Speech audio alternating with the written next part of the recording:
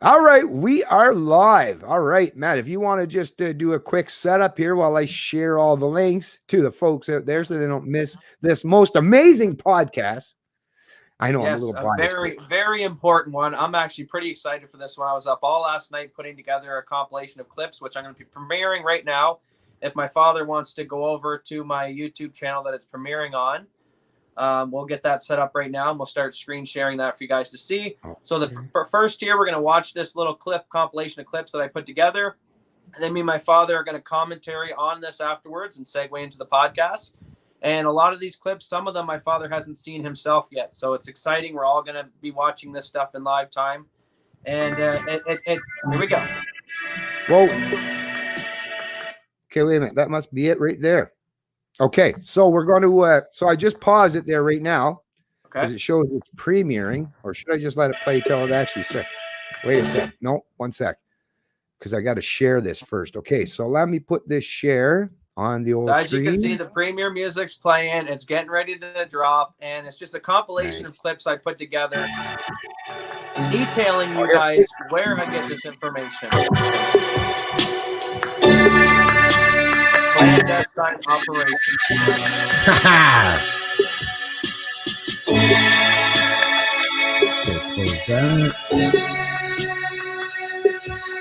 And make sure you guys can rip it, burn it. It might try to get taken down, so go ahead and have at it. Make copies.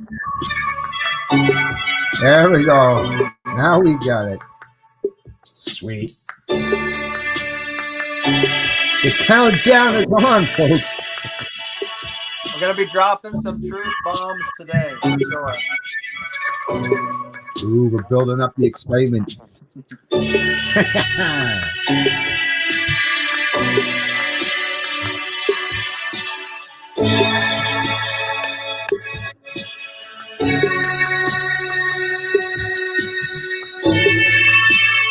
Now remember, folks, clandestine operations is just simply military operations run that the public is not aware of. This is the stuff that the public is out of the know. And we're going to be breaking it on the internet today, so it's finally in the public eye and can give you guys an insight into how the intelligence community works, how a lot of these operations get run. So let's get right into it now. All right, here we go. And I will say, just based on what I've seen so far, this is interesting stuff. This is essentially a new American revolution. And anybody who wants this country to remain free needs to step up right now. These are federal felonies. Altering a vote or changing a ballot is a federal felony. People need to come forward now and get on the right side of this issue and report the fraud they know existed in Dominion voting systems, because that's what it was created to do. It was its sole original purpose. It has been used all over the world to defy the will of people who wanted freedom.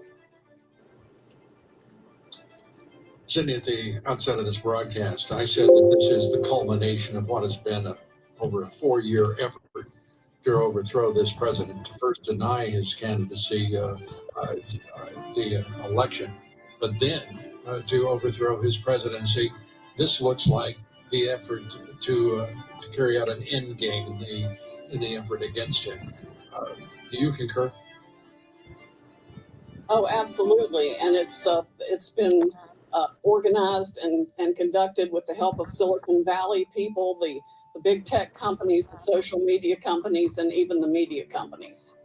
And I'm going to release the Kraken. There has been great controversy, as well as you know, about reports of a raid on a company, Citel, in Germany, which held election data, presumably, and a raid that was carried out by U.S. forces, or so goes the report, although the forces themselves were not clearly identified, nor the event actually proven. Can you tell us what actually did happen there and what you do know? Well, I know that is one of the server centers. There's also one in Barcelona. So it is related to the entire Smartmatic Dominion software operation. We do not know whether the good guys got the servers or whether the bad guys got them. Being on the outside of the government, we simply don't know. I'm hoping it's the good guys, and if they have that, then there should be scabs of evidence of, frankly, an international conspiracy, criminal conspiracy of the worst sort. And it's the presumption then that they had the records on those servers of all of the votes that were processed by Dominion or Smartmatic. Yes, the way it works, the votes can be changed either on the ground as they come in.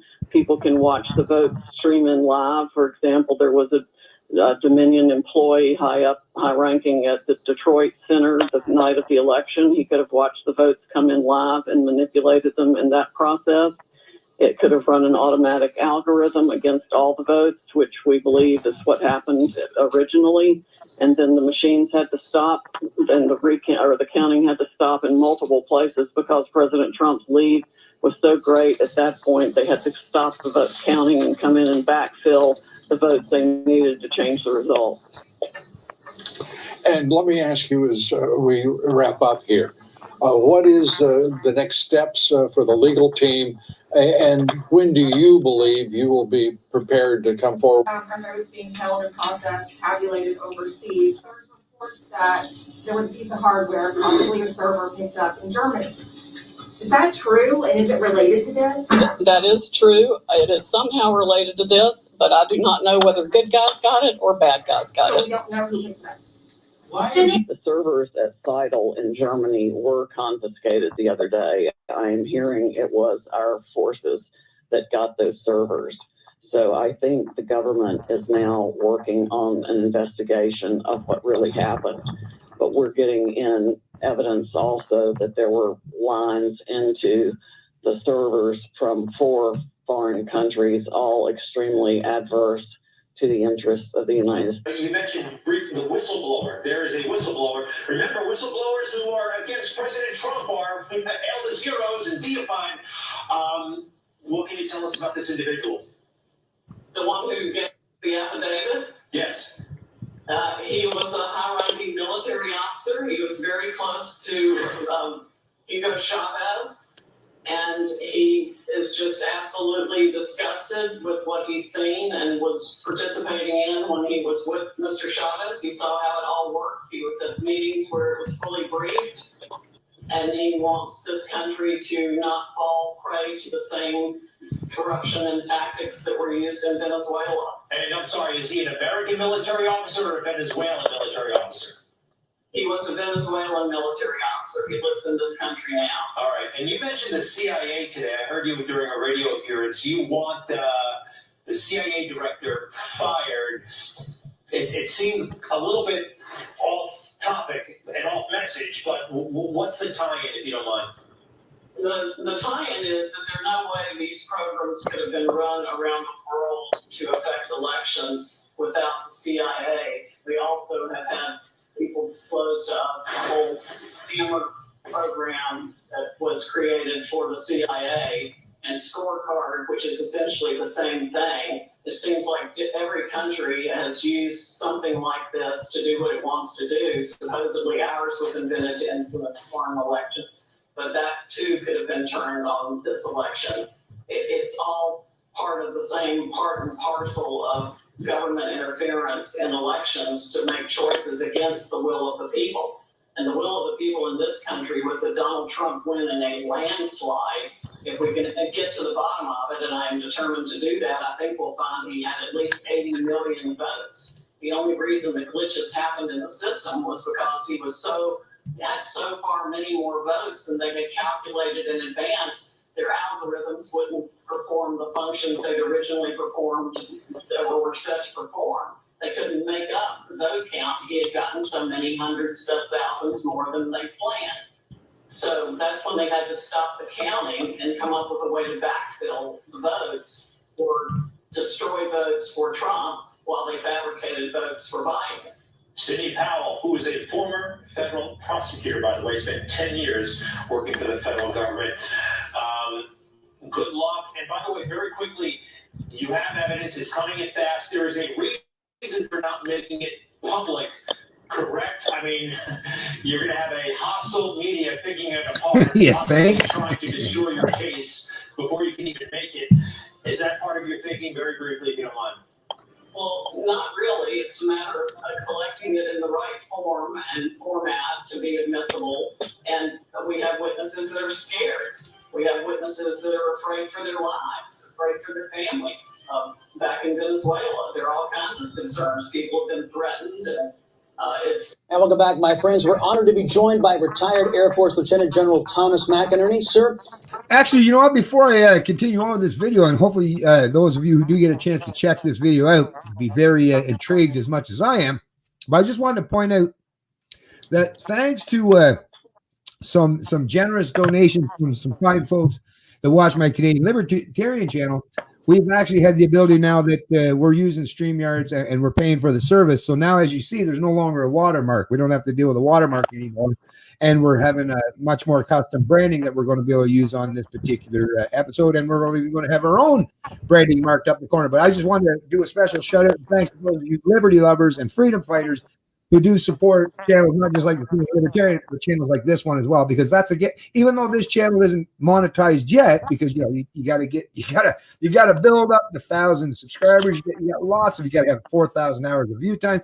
But hey, even absent that, if you do want to help support this channel in any way to help us grow and counter some of the establishment hacks, right, who have access to the public purse, right? That's the problem. I mean, here in Canada, I'll just mention $600 million have been tossed out by the Trudeau Liberal governments to the establishment media to prop them up, and that's what we're up against, folks. So, like I say, if you want to help us out, by all means, I'm going to make sure I leave links in the description of these streams as well on this channel so that you can help us out financially and economically as well. Because just like with everything, if you want to counteract people with lots of money, well, you need money yourself to do that. And really, ultimately, what I want to see is more and more people that are counteracting and countering the establishment and the status quo, joining together and showing some solidarity and helping each other financially and economically, where we can become a genuine force for good in the world. Anyway, so back to the video at hand.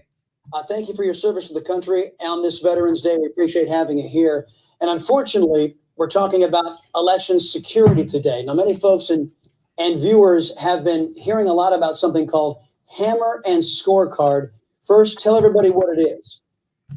Well, Hammer and Scorecard. Hammer is a surveillance tool designed to seek out terrorists, started in 2003. It was converted by the Biden administration into a surveillance tool to listen to American people and record what they were doing. The Scorecard is an application like on your iPhone that can manipulate voting data, keep it within 3% so it's not obvious, but switch it from Trump to Biden, which the Democrats did in this election. And it is clearly one of the most subtle and stealthy ways of changing voting that there is today. And this is the first massive attack in the United States history. So now there'll be no more free election, Chris, after this one, if we get this issue resolved. Well, General, I got to ask, because is there verifiable information that the Trump administration can use, that our citizens can see, that we can say that it was deployed in this election against American voters? Yes, and we will show specifically at what time. For instance, in Michigan at 0400 on the 4th of November, 138,000 votes came in for Biden. We'll show a whole host of these that around the country in the key battleground states that were attacked, the time and how many votes were changed. And we'll have to compare it manually to the votes that went in to the Secretary of State's office and then that came out, the differential. Because people they all realize, I think, that the voting machines are not hooked up to the internet. There are some in Texas that are, but in general they are. They're bundled, go up to the state Secretary of State, and there at certain points, they're shifted onto the internet and distributed. And that's where Hammer is put in and they put the scorecard application on it and manufacture a different vote total, in this particular case, in favor of Biden. This has to be proved because it'll have to go to a court of law. Mm-hmm. In general, of course, this all begs the question now, if this is going to be demonstrated and shown, who has the sophistication and the technology advanced enough to pull something off like this off? Who did, if this did happen, who did it to us?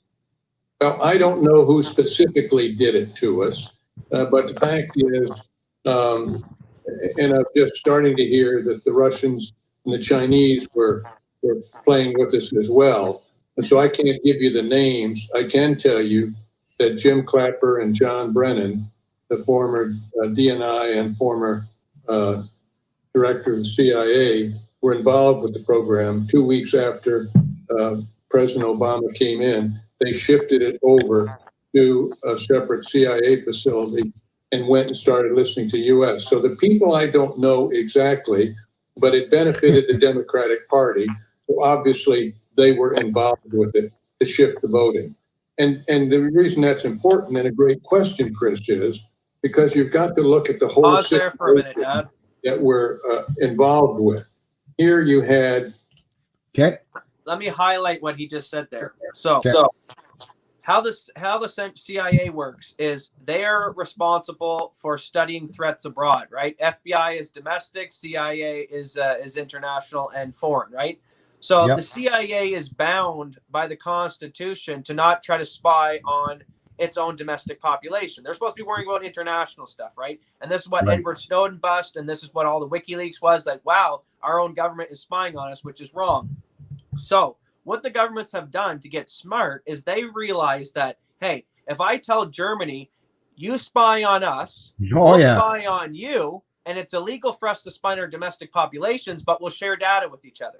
So what the general has just said is under Clapper and Brennan, they took these programs to spy on the domestic populations, which was wrong, and instead they set up a CIA location in Germany where these servers were, and the CIA cooperates with the German CIA, and they allow each other to set up servers or have domestic CIA agents in their own countries and vice versa, as a way so they can spy on each other and share that data and get around the laws of not being able to spy domestically. It's, well, I'm spying on the Germans. We have to, right? It's our enemy. We better keep an eye on them.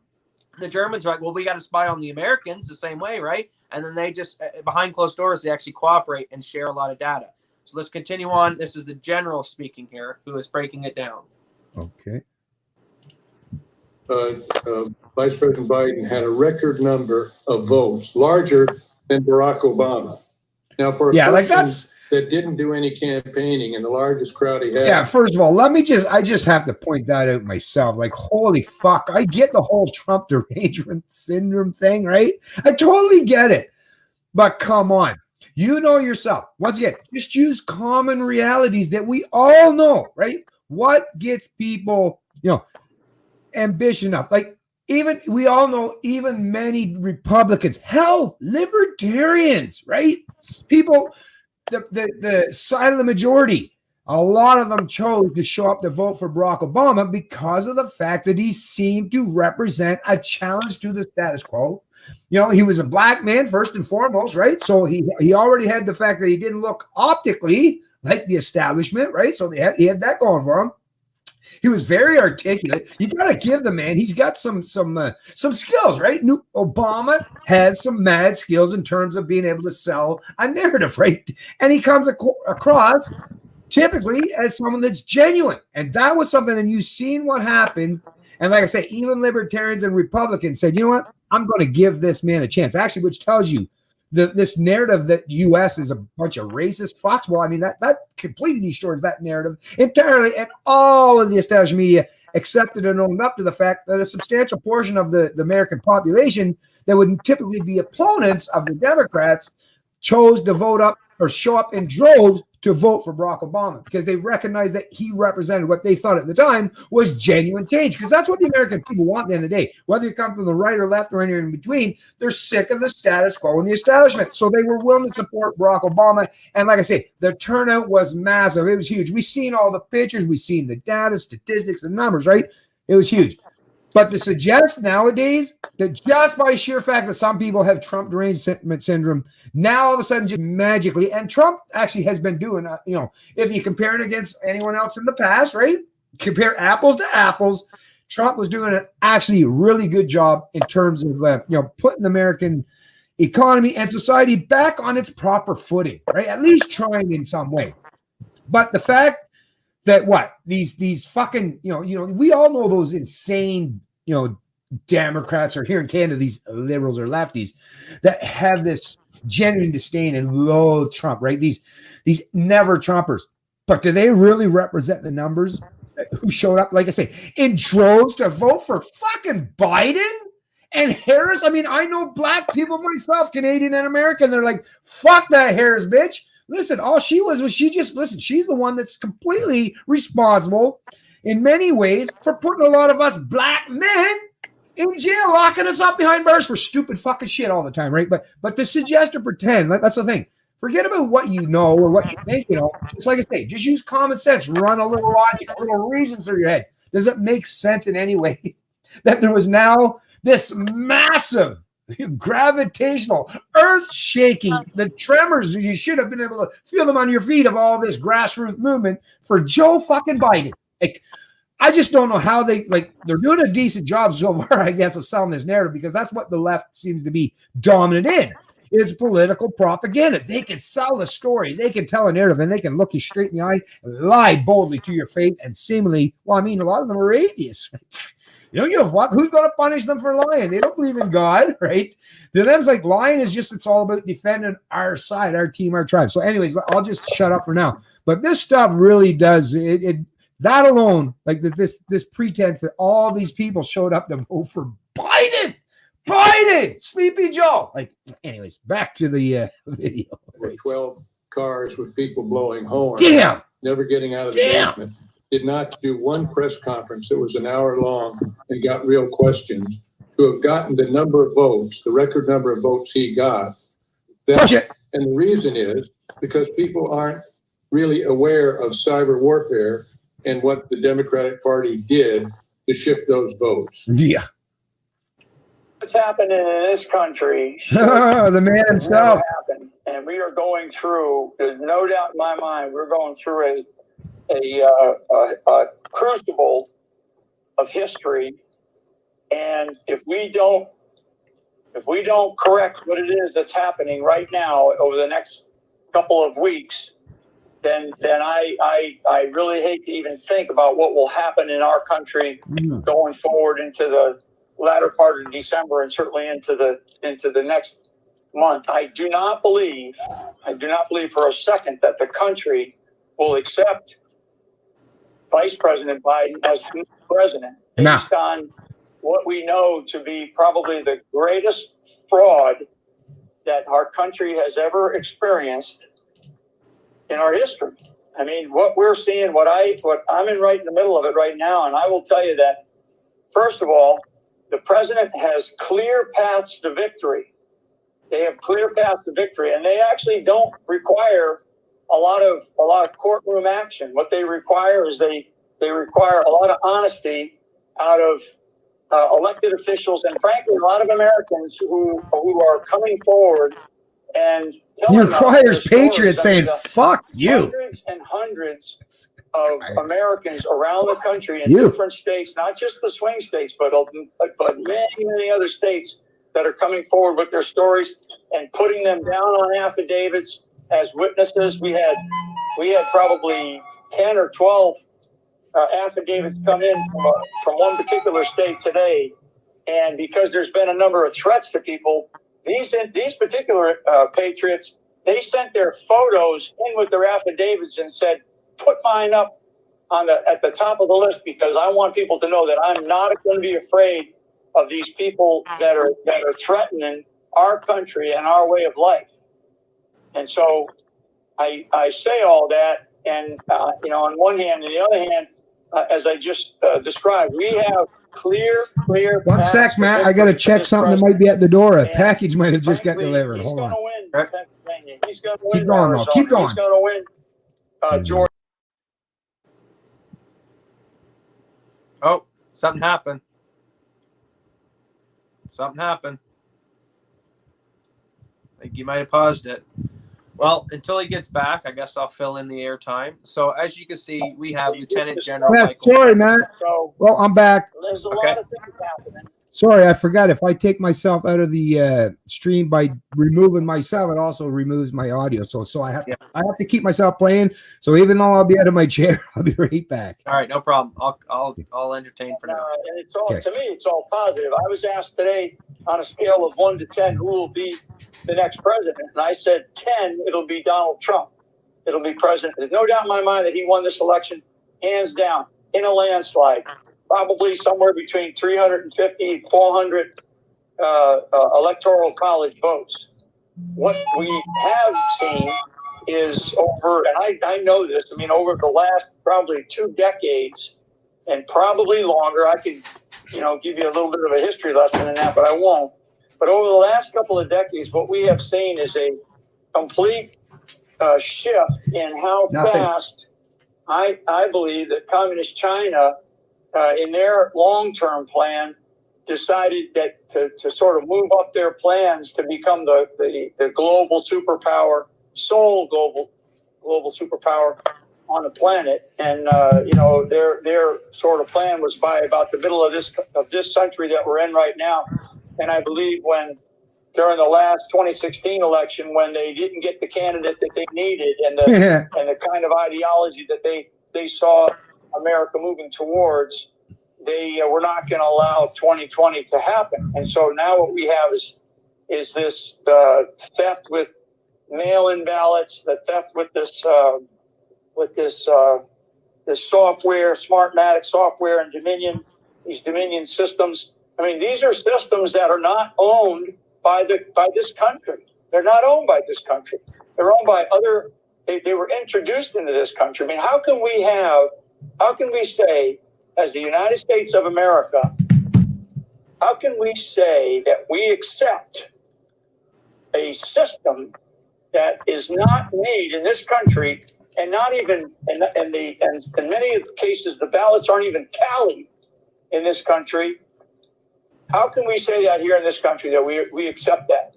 The one thing, and for you all and for all your listeners, the one most precious thing that makes me the same as the wealthiest guy or gal on the planet, or the poorest person in America, what makes us equal? What makes us equal is when we go in over to vote. My vote matters the same as the guy who's the richest guy, in America. It matters the exact same. That's where we are equal, and that's why this has to be fair and free. And it was not. And we probably, in fact, we know we have evidence of previous elections where this happened as well, but we're now focused on this one. And I'm going to tell you, we're not in this to lose. We are not in this to lose these battles. We're in this to win these battles. And I believe we're going. I believe we're going to win. And I'm confident we are, because we have the right people. We have the right plan and strategy. And it's a little bit of direct and a little bit of indirect that we're taking. And people are talking all the time to each other. So I'm anxious, and you probably hear it in my voice, and I'm a little anxious because I just cannot believe the media and the censorship that is going on. I mean, just look at what they do to the president of the United States. And let me just say, folks, whether you believe Michael Flynn here at all, fuck all that shit. You can call him whatever you want. You can say, I don't believe this guy, blah, blah. But you do know with 100% certainty, at least if you're paying attention, and most of you who will end up watching this stream is yes, the established media has been hell-bent, not just since Donald Trump come to be the president of the United States, but even long before, even during his run-up to even entering the election. It was all about a propaganda campaign to make Trump come across as the worst fascist since Mussolini or Hitler, right? So we all know this is 100% true. And then once again, let's just step back a couple more election cycles ago, right? And once again, as much as like I say, I have tremendous respect for the fact that the people, believed in the rhetoric and what Barack Obama espoused and the rhetoric that he promoted and put out there and supported him. But guess what? There was also something else that took place during his 2 presidential runs, 2008, 2012. And I'm sure those of us, especially if you're libertarian, right? And if you're watching this channel, there's a pretty good chance you are, is who else was who else was represented in the election during those 2 election cycles that challenged the status quo? And we actually watched all this with our own fucking eyes and heard it with our own ears, right? Now the media, the CNN, actually the reason why I don't ever watch cable, the reason why I canceled my cable television, the reason why I haven't watched CNN in years, other than little clips on YouTube, right, and stuff like that, or some of these other establishment hacks, is because I watched with my own eyes. I seen it unfold with reality. So you can't fucking gaslight me. You can't pretend. And I actually have all this stuff backed up with evidence on video form and all kinds of articles and stuff. We watched what they did to Ron Paul. Remember Ron Paul? Yeah, you remember Ron Paul. You remember how the establishment hacks in the media treated Ron Paul for even daring to step outside the bounds and challenge that status quo, right?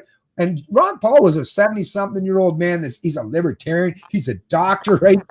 This is someone, and I mean, he was very endearing, very sensible in his talk, and very peaceful in his anecdotal evidence in terms of what you should do and what liberty entails. That philosophy is so entrenched in that man's mind. That's the thing. And it resonated with so many people. Matter of fact, a lot of people that call themselves libertarians today, including myself, got this way because of that man and the beautiful things that he had to say, and how we can, no matter how many times you tested it and bounced his narratives off, it's like, yeah, this shit is real. This is legit. This man is speaking honestly. And it was so nice. It resonated with so many people because it was the first time in a long time that people were like, we have some actual fucking politician, which I didn't think existed, that I could actually be honest to the people. But they call him Dr. No for a reason. The fact that he spent decades in office, literally never supporting any government program, right? Basically, that's the thing. But the fact that we know that actually happened is just one more layer of credibility, which is why I'm not willing to reject what this man is saying. Not for a minute, not even slightly. Why? Because I know the history. So it's not that I have to necessarily trust Michael Flynn. I don't know the man from a hole in the ground. Matter of fact, I haven't spent a whole lot of time learning about who he is as a person.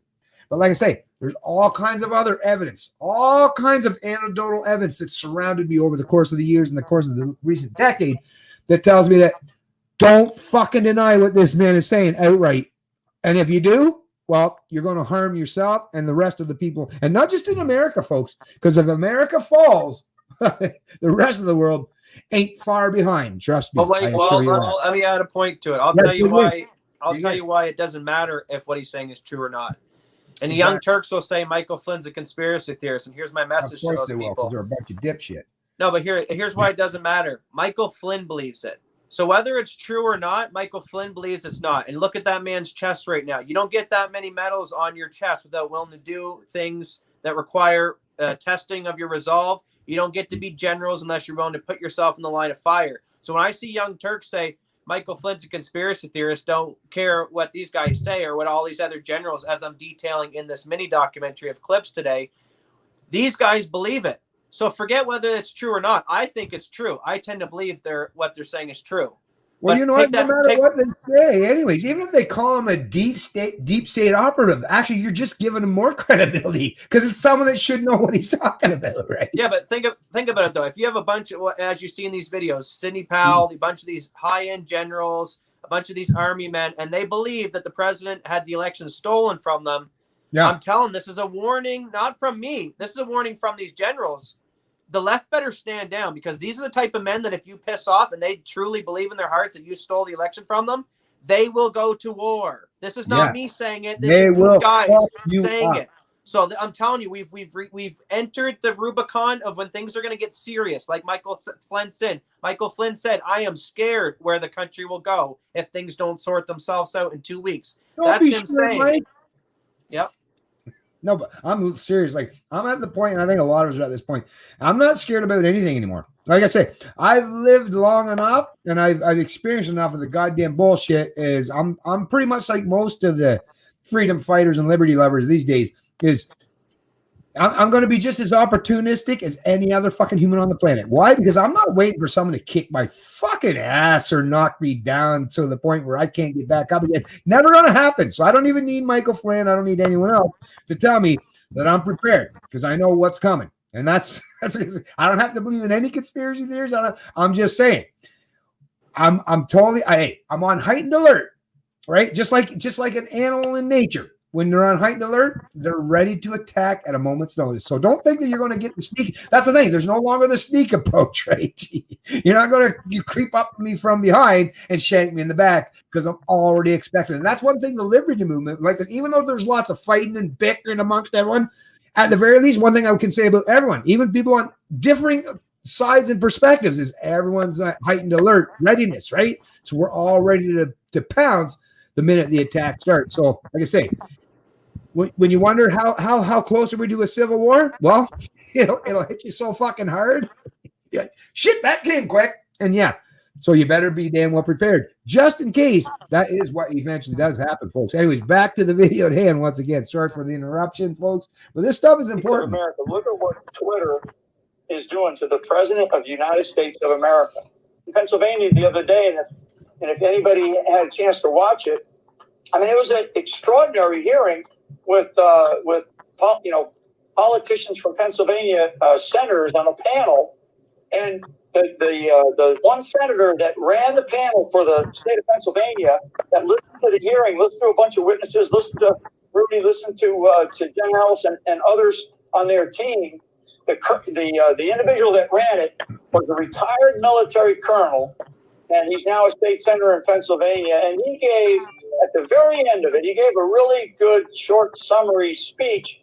And it was heartwarming because it was sort of a mom and apple pie that, hey, we can't allow this to happen in our country. We cannot, portray ourselves to the world as a third world nation. It was a really, really good, closing speech. And what did Twitter do? Twitter took him offline immediately. They fuck you, Jack. Removed his, you little bitch. His Twitter account, so people couldn't follow this. States, you mentioned and you used the word coup. You mentioned we never again should allow this to happen to the American people. You used the word uprooted, undercut, usurped, or held hostage by a coup against our nation. Would you care to expand upon the word coup? Because I know General McInerney has used the word over and over, coup d'etat. Coup d'etat. I know you're not a man given to hyperbole, so I know that word did not make that into your statement you released for no reason. Would you care to expand upon the use of that word? Sure. I mean, I think what we experienced over the last 4 years, and certainly in the late 2016, very late 2016 and early 2017 period, was a very strong effort. By the way, folks, all these video links will be placed in the description of this stream. Really try to remove Donald Trump by just political pressure, by technology pressure, by financial pressure. Early on in his tenure, maybe to get him to just say, you know what, I'm not gonna, I don't need this. I'm not gonna put up with it, and walk away. I think that there was some sentiment. In fact, I know there was some sentiment that maybe he'll just, he's the guy from New York. He's never not a politician. He'll just say, you know what, I don't need this stuff. I got better things to do, and leave. And thank God that he didn't. And that then lasted. When he didn't, that then continued. That effort continued to go after him in any way possible to remove him through some means, whether it was the fake Russiagate, Spygate, or whether it was the fake impeachment, or some of the other the kind of stuff that we're seeing with this COVID situation that we're having to deal with now. So that's the first phase, if you will. That was still that's something that's been going on for years. Now we're moving into something different. So and not different in terms of it. This is still a coup in progress, but now it's a little bit different. And it's sort of they upped their game. When they lost in 2016, I think that there was a decision, and I believe this, but there was some type of decision to say we're not going to allow this to happen again. I mean, all you got to do is go back and listen to some of the comments this past summer from some of the senior people that were that are part of this Democratic Party, right? I mean, Hillary Clinton, one being, I think it was back in July or certainly mid-summer time frame, where she said, no matter what, Joe Biden should not concede. What are we talking about there? I mean, why would she say that in the middle of the summer, 3, maybe 4 months before an election? So one of the things that I do know from my experience, in the military and in different places around the world is when your enemy tells you that they're. Can I just answer that question real quick? Because she's a bitter bitch. She's a bitter bitch that lost because she thought it was her turn. She had such a sense of entitlement that it was just her turn. And how dare the American people, how dare the deplorables deny her right to rule. And like I say, the old expression, folks, I don't try to make this into a sex thing, definitely, because I'm not all about dividing the sexes, but there's an old expression that resonates with a lot of people, and for good reason. Hell hath no fury like a woman scorned. Right? Hey, I'll just add one thing to that before you continue. So, as to the coup thing, so you have a general here, General Michael Flynn, who believes that there's a coup going on against the president. You have other generals, as you detailed in this video, as I'm showing, that are believing there's a coup going on. So what happens, studying history, studying how military and governments work, what happens in coups? Either two things happen.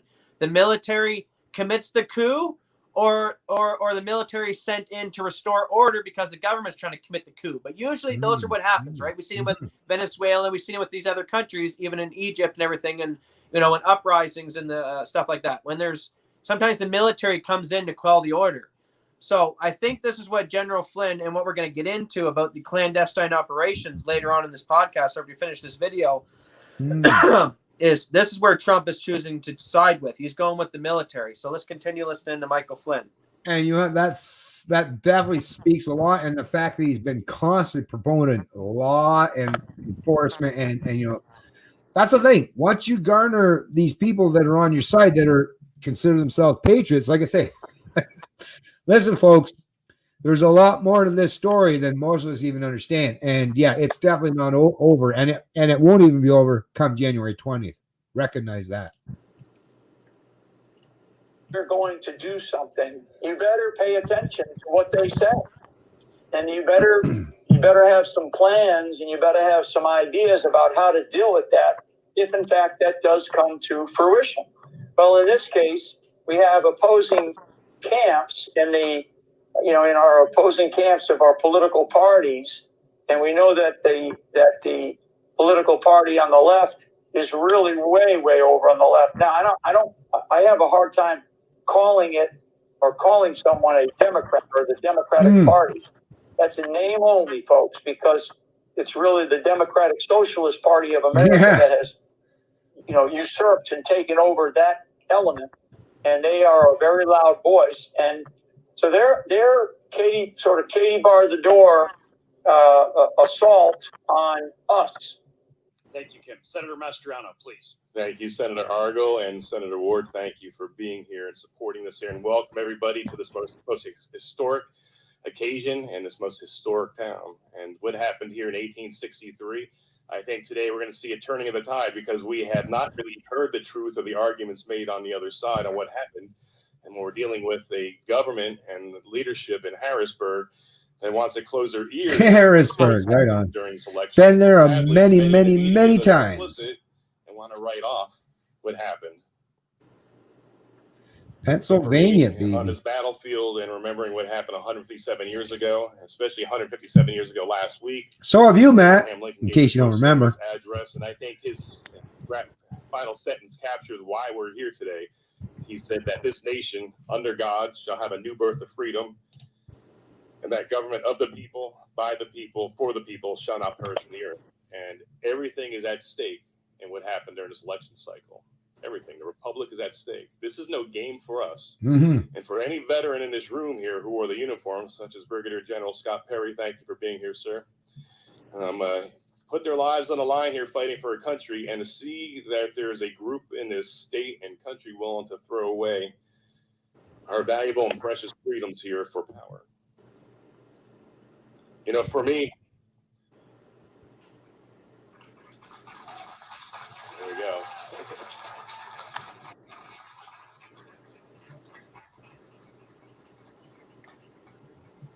And Mr. Mayor, it's going to be a fantastic hearing today.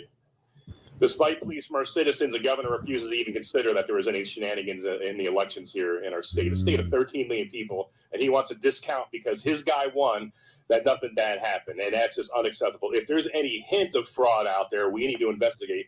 Any governor serving the people, this Commonwealth, would put aside his petty politics, and find out the truth, if anyone was defrauded.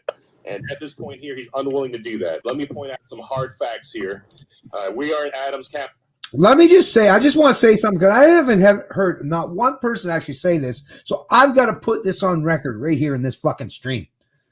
Even if it wasn't done through election fraud, like actual full-on gerrymandering or rigging of the election, I'm going to give people that are, completely against this whole, like what they deem as conspiracy in terms of the election rigging, right? So let's just give you the benefit of the doubt. This is what I'm going to do right now for all of these lefties or fence sitters or anyone that's trying to suggest there was no election and say, hey, the people chose. Well, listen, this is the thing. Does voting give you the ability to literally decide everything? Right? Do you literally, that's the thing. The Constitution was originally set up that you can decide that you can turn freedom into slavery, right? Was there anything on the ballot or anything that the founding fathers set up during the entire founding of the Constitution, even during the entire writing of all the Federalist Papers, all that? Was there anything ever written in there that you could completely circumvent, upend, and completely deny the American Republic and what it's supposed to stand for? No. So even if, let's just give the fucking dipshits a little benefit of the doubt, even though they don't deserve it, but let's say the majority of the American people, by way of trickery, media manipulation, propaganda, and all this shit, let's say they convinced enough of the people, the majority of the masses of the American citizenry, to vote to eliminate the American project or experiment and turn it into a now new quasi-socialist state. Is that even legitimate? Even if they genuinely, even if the majority, right? That's the thing, folks. Does anyone have, that's the thing. You have to draw a line in the sand somewhere. Are you willing to allow people to vote, right, on certain things? That's why, like say, hashtag taxation is fast. When the fuck did any American ever agree that if you create legislation that gives the government some pretense of authority to steal your income, whether it's 3% or 30%, did anyone agree with that? Nobody agreed with it. Matter of fact, the whole founding of the American fucking goddamn country was because King George thought he could impose a 3% tax on the people of America. Taxation without representation, right? So in other words, economic enslavement on a very, very small scale, I will add 3% compared to what we have to deal with today, right? But think about it.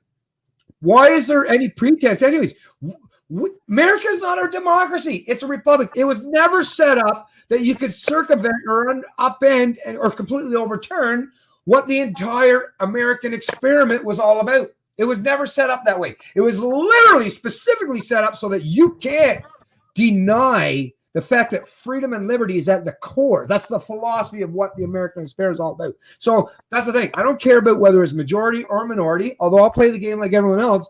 But at the end of the day, nobody should have any legitimate right or claim to overthrow or overturn what the country of America is all about. That individual freedom and liberty that has been the most exponential and profound aspect that has brought humanity to the forefront, where so many of us feel so entitled that they can fucking throw away the very thing that gave them the most promising thing or lifetime that they've ever experienced, right? That's the part that drives me nuts, is you should never even give anyone, or people shouldn't even believe that there's this thing where you can just upend and overthrow the American experiment or this whole understanding of what freedom and liberty is all about. Did you want to add anything to that before I hit play, Matt? Just one quick thing. Just like you said, the hypocrisy that someone like Jack Dorsey can censor the president in America, but yet if his company Twitter if he lived in North Korea, he would have never been able to found Twitter out of a dorm in North Korea and rise to prominence and have the wealth that he does. That Jack Dorsey sits on his ass and his how many millions of dollar mansions, drives around in his fancy cars, and he enjoys it. And like you said, he's going to squander the freedoms that gave him everything that he enjoys today. And it's disgusting. But yeah, let's when Joe Rogan interviewed that piece of shit, man, I'll tell you, for the first 2 hours, I was like, I understand. You want to get as much out of him and his little legal team there, that bitch that was telling him how to think, right? I get it. But when you're bumping up on your 3 hour, your cutoff mark there, Joe, maybe you should have reached down there and realized, oh yeah, I'm man, I got balls. And I would have fucking thrown everything at that piece of shit, Jack. Why? Just for one reason only. Because you know what people haven't seen yet? Is the Jack Dorsey. They haven't seen the inner demon in him come out. And you know what? Joe didn't prod that guy enough to bring out his inner demon, because I guarantee it's there. Based on the way Jack runs that fucking Twitter, right? I guarantee you he's got an inner demon that it wouldn't be that hard to drag out of him. I could drag it out of him in like fucking 10 minutes. I could use just my tongue, just my language, not touching him.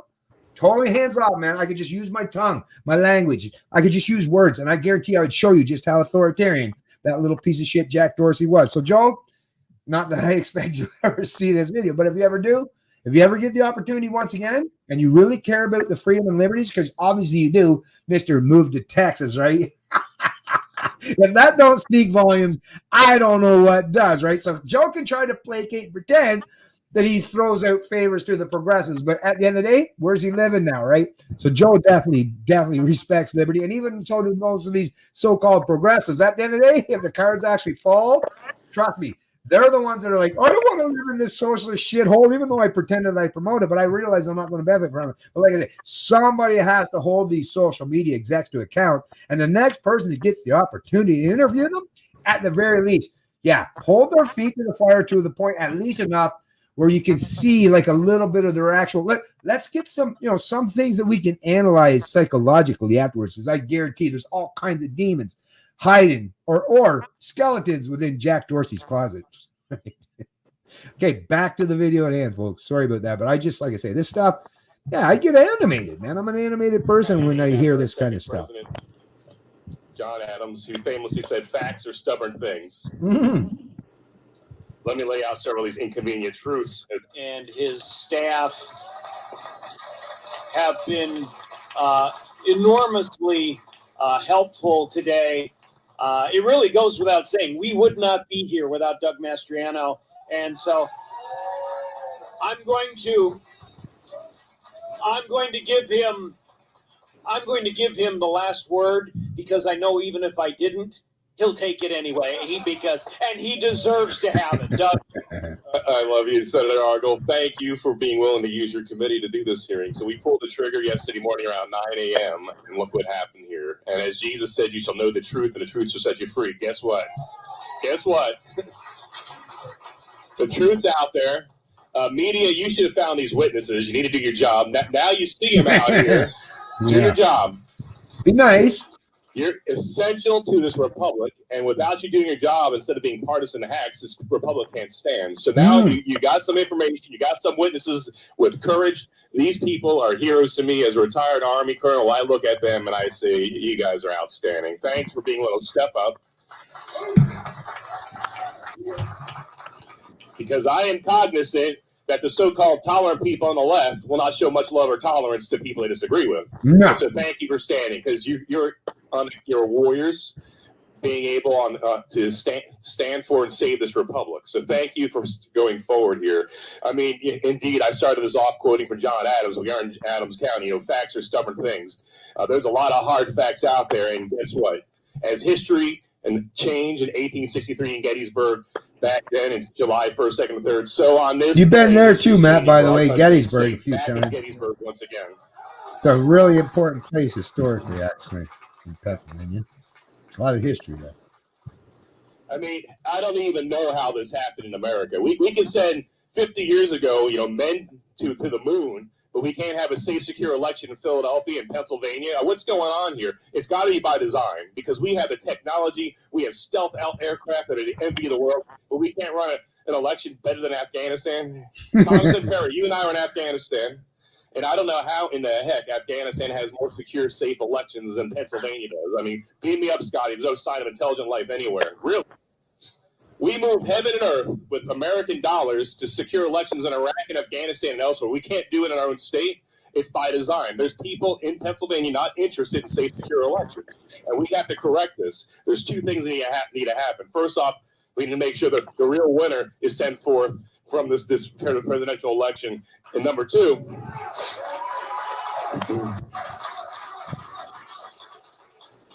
we need to fix this. It doesn't happen ever again. You know, I can't believe we're having this conversation here in Pennsylvania. You know, this is the kind of stuff I hear about that goes on in Belarus under Lukashenko, or in Russia under Putin, under Saddam Hussein's Iraq. Really, here in our state? I mean, this is disgusting to me. You know, I watched when I was doing strategy in Russia, you know, Putin's people stuffing ballot boxes. The same thing that happened in Pennsylvania. When I saw that 15, 20 years ago, I was like, well, thank God we're not like that. What happened? What happened? We're not going to let it stand. You know, I saw, you have to forgive people because we are a constitutional republic, so I'll forgive those that say democracy. But I saw one man had a sign in Philadelphia, and the irony wasn't lost on me. Democracy dies in Philadelphia. Can you imagine the irony of that? You know, where the light of liberty was lit in 1776, it transformed this world. Where in this very same state, a new birth of freedom. And then, of course, let's not forget 2001, Todd Beamer, let's roll. You know what? It's our time to roll. This is no time. You know, democracy can die in darkness, in dark rooms with no transparency and accountability. We're shining light on this darkness here. We're going to take our state back. We're not standing aside in this hour.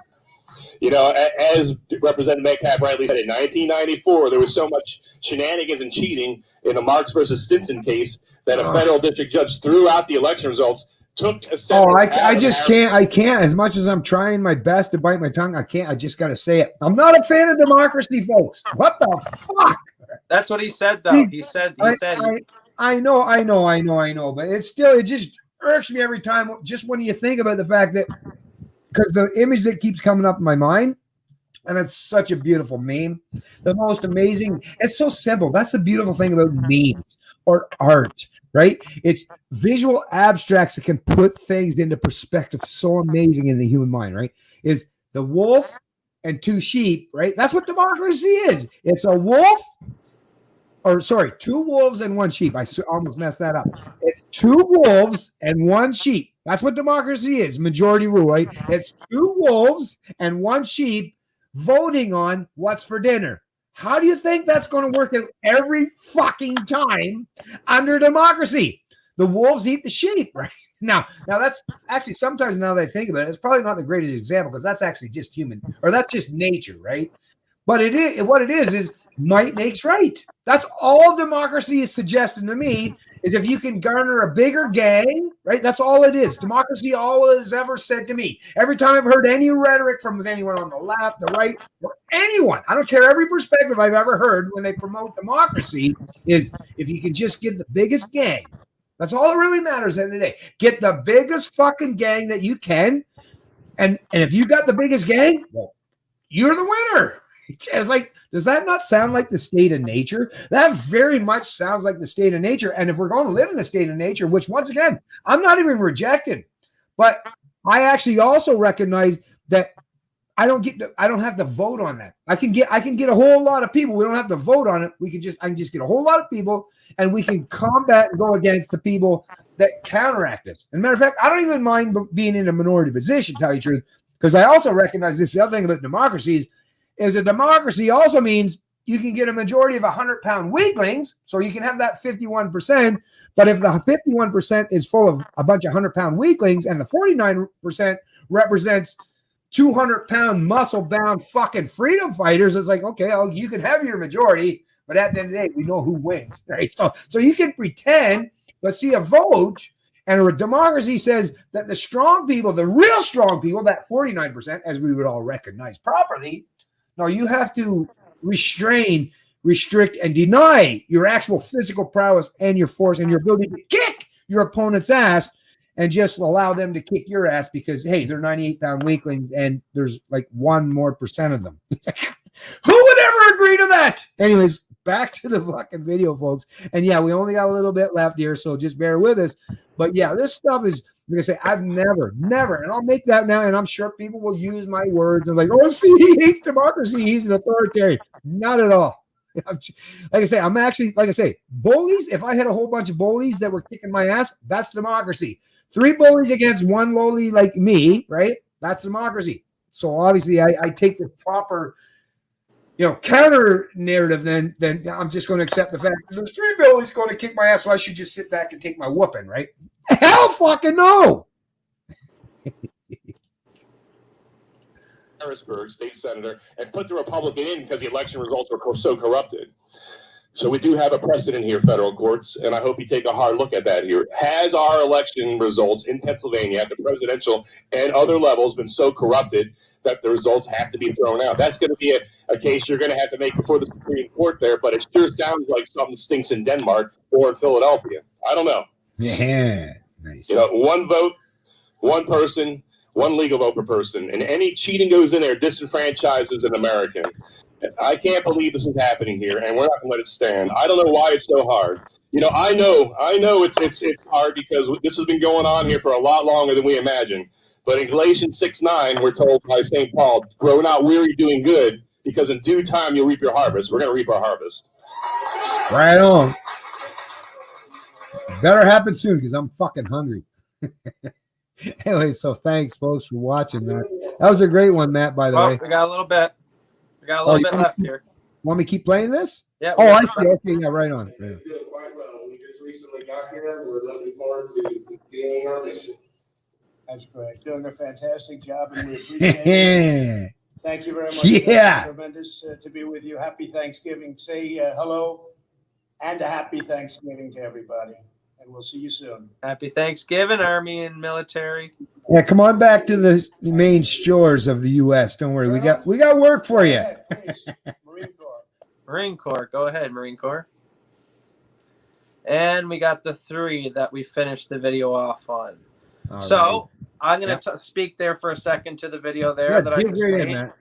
So why I ended it in that way. So what I want people to understand is, like my dad said, it's not a democracy, it's a republic. So the way the founding fathers set up America was so beautifully done that the president can't be an omnipotent dictator. He doesn't have superpowers. That's why when people say, why didn't Trump get as much accomplished as he wanted to? He's not set up in a way that a dictator, that he just can't universally go and fire everyone he wants to and intervene in a bunch of things. So this is why it's played out the way it has. And the fact that he did get as much accomplished as he has is actually a testament to how good he is actually as a businessman and getting legislation and regulation cut and stuff like that. Exactly. But so look at it now. Trump comes on Fox and he says, because they always ask him, well, where's the FBI, Trump? Where's the CIA? Where's the NSA? Because that's their comeback, right? Like, well, if you're right about election fraud, then where are these agencies? But people need to understand the NSA, the CIA, and the FBI, they are agencies that the president doesn't have a lot of power over. Actually, did I actually send you? I'll have to find it in a minute. I think maybe it was at the end of the video. Did we finish the video right to the end? Yeah, we went right to the end. Okay, then I'll find the photos for you in a second here then. YouTube. But what I'm getting at is, so these 3 agencies, the NSA, the FBI, and the CIA, he doesn't have total control over, right? As the president. What he does have a lot more control in is, as the president, he is the commander-in-chief. So he has a lot more power over the military. Now, I'm going to find the photo. I'm going to send it to my father here right now. Just going to take me a second. And this outlines all of it. Okay, I got it right here. Let me get my Facebook open for you. Attach a photo. Okay. So if you wouldn't mind putting up these 2 wiki photos. Okay, there's one. Is this going on Facebook? Yeah, it's going to be on Facebook. Yeah, I think. Okay, I got to open up my Facebook then. Okay. Oh, what's this? Libertarian Party of Canada. I just opened my Facebook page. RCMP once again, folks. I'm going to just share this real quick. Blocks drive-in church service from happening in Manitoba. You know, this is fucking insane shit, folks. Right? I mean, what the fuck? It's a drive-in, right? You're sitting in your fucking car. If you were driving down the road, you're cool. But if you just happen to stop at a church and you're doing the exact same thing, and obviously you're socially distanced if you're in a confined space of your car, but they're just going to fuck with you anyways. Why? Because, yeah, they don't like religious people these days. Well, because they have their own religion. And there's only one religion as far as they're concerned, and that's called statism. And how dare you practicing? They're calling blasphemy on your ass for daring to respect, any historical religion such as Christianity. This is the fucking insane part of this stuff, folks. This is how crazy things have become these days. All right, send it through Facebook Messenger for you. Okay, cool. Yeah, I see it. I'm just sharing this. And thanks to the Libertarian Party of Canada and Tim Moen for sharing this stuff, by the way. Really appreciate that, folks. Okay, so let's see what we got here on this side of things. Powers of the President of the United States, command the armed forces. Well, yeah, that's what it is, right? You're not just the president and CEO of the whatever, right? You're the what do they call them again? Commander-in-Chief. Yeah, commander-in-chief, right? Exactly. You're the commander of the armed forces, which, right? So as long as Trump is still president, the president of the United States, which happens, by the way, in case you folks haven't been paying attention until January 20th, he still has full command of the military. May want to take that into account. So here, let me make sure I share this with the folks, the fine folks on this stream. Share screen. Now, yeah, everyone who sees this, just where did it go? Wait a minute. Oh yeah, Facebook. Okay, so it's Facebook there. Messenger, and I put a little highlight around the area of focus what I want everyone to see there, and it might be hard for everyone in the viewers to see. So if you wouldn't mind just reading that first paragraph there for everyone. Okay, the Constitution explicitly assigns the president the power to sign or veto legislation, command the armed forces, ask for the written opinion of their cabinet, convene or adjourn Congress, grant reprieves and pardons, and receive ambassadors. The president shall take. Oh, do you want me in there? That's fine. But mainly the highlighted part in red was command the armed forces, right? Right. Oh, let me go back the other way. Sorry. And then go back to okay. This now one read just the highlighted in red there. Okay. The president of the United States is the commander-in-chief of the United States Armed Forces, and as such exercises supreme operational command over all national military forces of the United States. Right? That's just a reality, folks. Like it or not. It's like when Obama was sending those drones over there to bomb the fuck out of a bunch of Iraqis and shit. Well, Trump can do, not necessarily the same. I don't think Trump's looking to actually bomb any Iraqis. That's the thing. Is a completely different mindset here, different operatives and initiatives. But anyways, in this capacity, the president has plenary power to command and control all military personnel, launch, direct, and supervise military operations, order or authorize the deployment of troops, unilaterally launch nuclear weapons, and form military policy with the Department of Defense and Homeland Security. However, the Constitution ability that's all you need to read. So everyone, my reason for highlighting this on this stream and the whole lead up of everything you've seen there. So what people need to realize, this is what the whole crux of the video, and this is why I called it clandestine operations.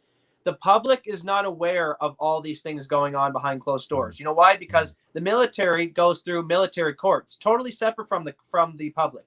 They are a lot more private. They're a lot more secret. And also you have the FISA courts as well, which was used against Trump. And you don't think Trump's going to not use the power that was used against him, against his enemies? But you would know about it because the FISA court is not public information.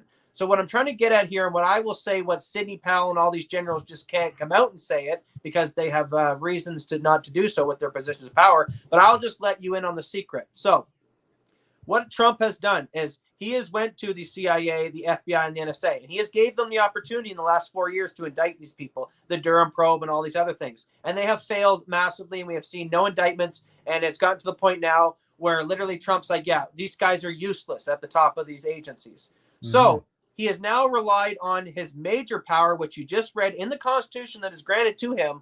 He has supreme power over the military. So he has now handed it over to the military. Okay, now I'm going to let you know another secret. When Sidney Powell says, I'll release the Kraken, Kraken's just terminology for we're going to release military. We're going to release clandestine operations. We're going to release the generals. We're going to release the this is what the Kraken is. The tentacles of the army, the multi-layers, the Navy, the Coast Guard, the military, the different 5 sectors.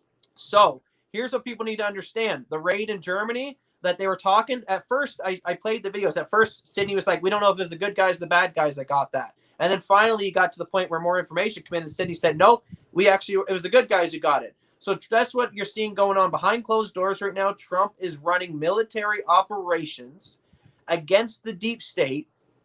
And this is why you're seeing generals like Flynn leading the charge, the retired general talking about scorecard and hammer, and the other general down there in Pennsylvania. It's funny how all these generals now are coming out of the woodwork and they're leading the charge as some of the major figureheads in promoting these information to the information waves there. So this is done strategically. This has been all put down from the top, from the president.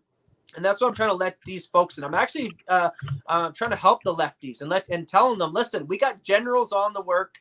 They're investigating the stuff, and they're all saying if you try to steal the election from them, they're willing to go to war, and they understand there's a coup going on, and the president has the powers to bring in the military to quell that coup and arrest the deep staters. Also, while this is all going on, Trump is laying legislation like where he can now prosecute deep staters and traitors and do them by execution and gun firing squads and all these things that people are like, whoa, why is he passing all this legislation? You need to realize that majority of the things that are going to happen is going to be hidden from the public's view. Why? Because the public, honestly, they can't handle most of the stuff.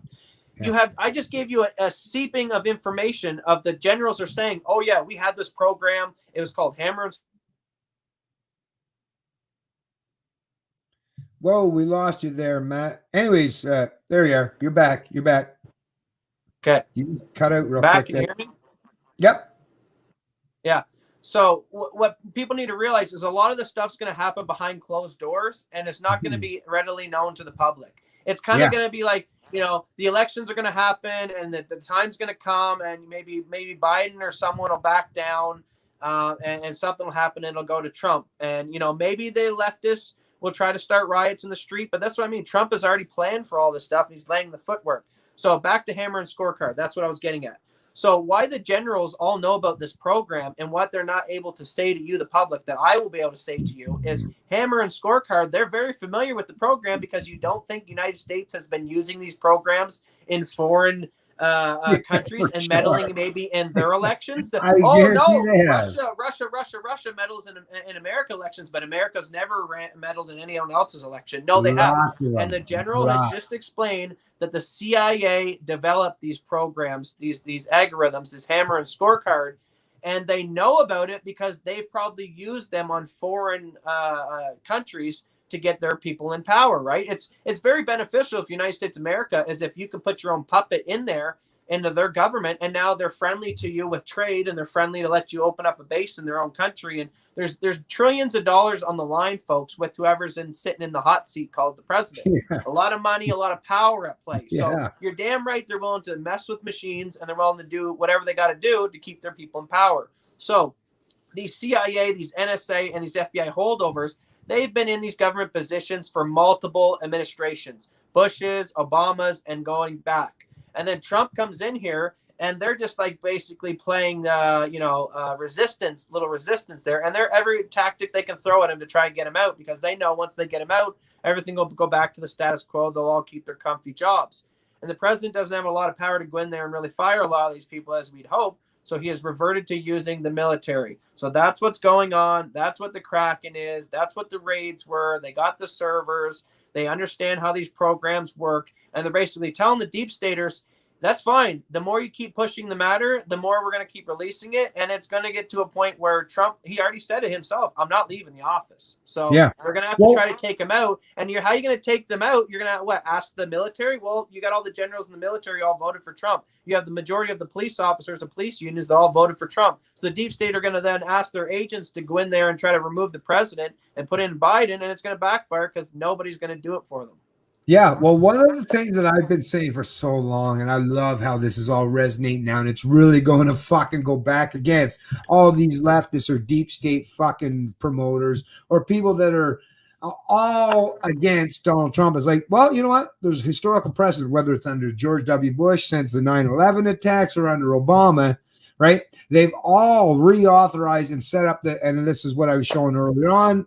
You'll see that, and I'll place a link to that in the description as well, was the NDAA, the National Defense Authorization Act. But there was another little thing that come to fruition, right? I believe it was under George Bush or Obama, one of those dipshits, but it's also called the Patriot Act, right? Where you can use the government, where you can use the media to propagandize. It's like, well, there you go. I mean, you set yourself up a nice little scenario where you got the entire deep state that'll work to the benefit of the commander-in-chief or the president. So it's like, it worked out good for you folks when it was like Bush for the neocons, right? Oh, they love the Patriot Act and the NDA for George Bush and going to invade Iraq and Afghanistan. Oh, yeah, we love the NDA. We love the Patriot Act, right? Same under the Obama regime. Yes, we're going to reauthorize that NDAA, and we love ourselves some Patriot Act because we can do some really crazy shit. And it's all right there. Look, it gives us carte blanche ability to do things that we would never be allowed to do without it. But yeah, once you fuckers start down that road, this is the problem. And people like myself and Ron Paul and so many others in the past have been saying, hey, once you set up the scenario where you give presidents kind of dictatorial powers and the ability to circumvent a lot of our freedoms and right, well, guess what? Trump has it, and he has it for another whole month. Well, you fucks on the other side of that equation, and Trump's not a big fan of losing. I guarantee you that. And you've always been talking about he's got a little penis, and it's like, what do you think the guy that's going to do, right? You guys have been fucking poking him in the eye for the last 4 years. What do you think is going to happen? Like I say, listen, I won't even promote whether I'm going to get excited about this fact or not, but it's like, it's about time that these people promoted all these anti-fucking rights, full-on authoritarian type measures because it worked for them to their benefit when it was their man in charge, right? They loved it. It's like, yeah, we love it, some NDAA. We love some Patriot Act. Okay, well, now Trump's in charge of all that shit. Fuckheads, how you like it now? How are you going to like it between now and January 20th? How are you going to like it if Trump is still in power in January 21st? Are you going to like it then? I guarantee you're going to be like, oh, man, we should have never supported this stuff. It's like, too late now, dipshits. Well, okay, I'll give an opinion alert. This is just my opinion, letting everyone know. But here's what I think transpired. Like the generals and everyone else has also said. So 2016, they probably had these hammer and scorecard programs, Clapper and Brennan, and they were using them on foreign countries, and they were very effective. And it was probably used on the American domestic population in 2016 against Trump and Hillary. The only difference is as the general explained, is the part of it, I think it's scorecard, or one of them, is literally just an algorithm of data gathering. So they basically take everyone's Facebook feeds, all their posts and everything, and they try to get an idea of how you're going to vote. They kind of get a predictive idea. Well, let's see, is Ben Hunter going to vote for Trump, or is he going to vote for Hillary? And they gather all these profiles. Exactly. Dad's laughing because it'd be pretty easy to figure out who you'd vote for. Exactly. But so Scorecard uses this technology on the mass-wide scale to kind of get an idea of how the election will play out. And they probably got to get comfortable with it because they used it in other third worlds and foreign dictators and stuff in other countries. And it was pretty effective, this tool. So like, wow, this is a good technology. So they used it in 2016. But what they never took into place, what the algorithms never realized, is the people who, the pollers, the people that call it, would you vote for Trump? Oh, no, Trump's a racist. But secretly, when they got to the polling station, they're like, screw Hillary. And they wrote down Trump real quick. Even women, women, in particular white women, all those people when they were saying about the Me Too movement, the pussy hat movement. I mean, think about all the shit that they tried to conjure up to turn even women against Trump. And then it must have been so bothersome. It must have been so harsh to accept the fact that even women, in particular white women, showed up in droves to give Trump the majority.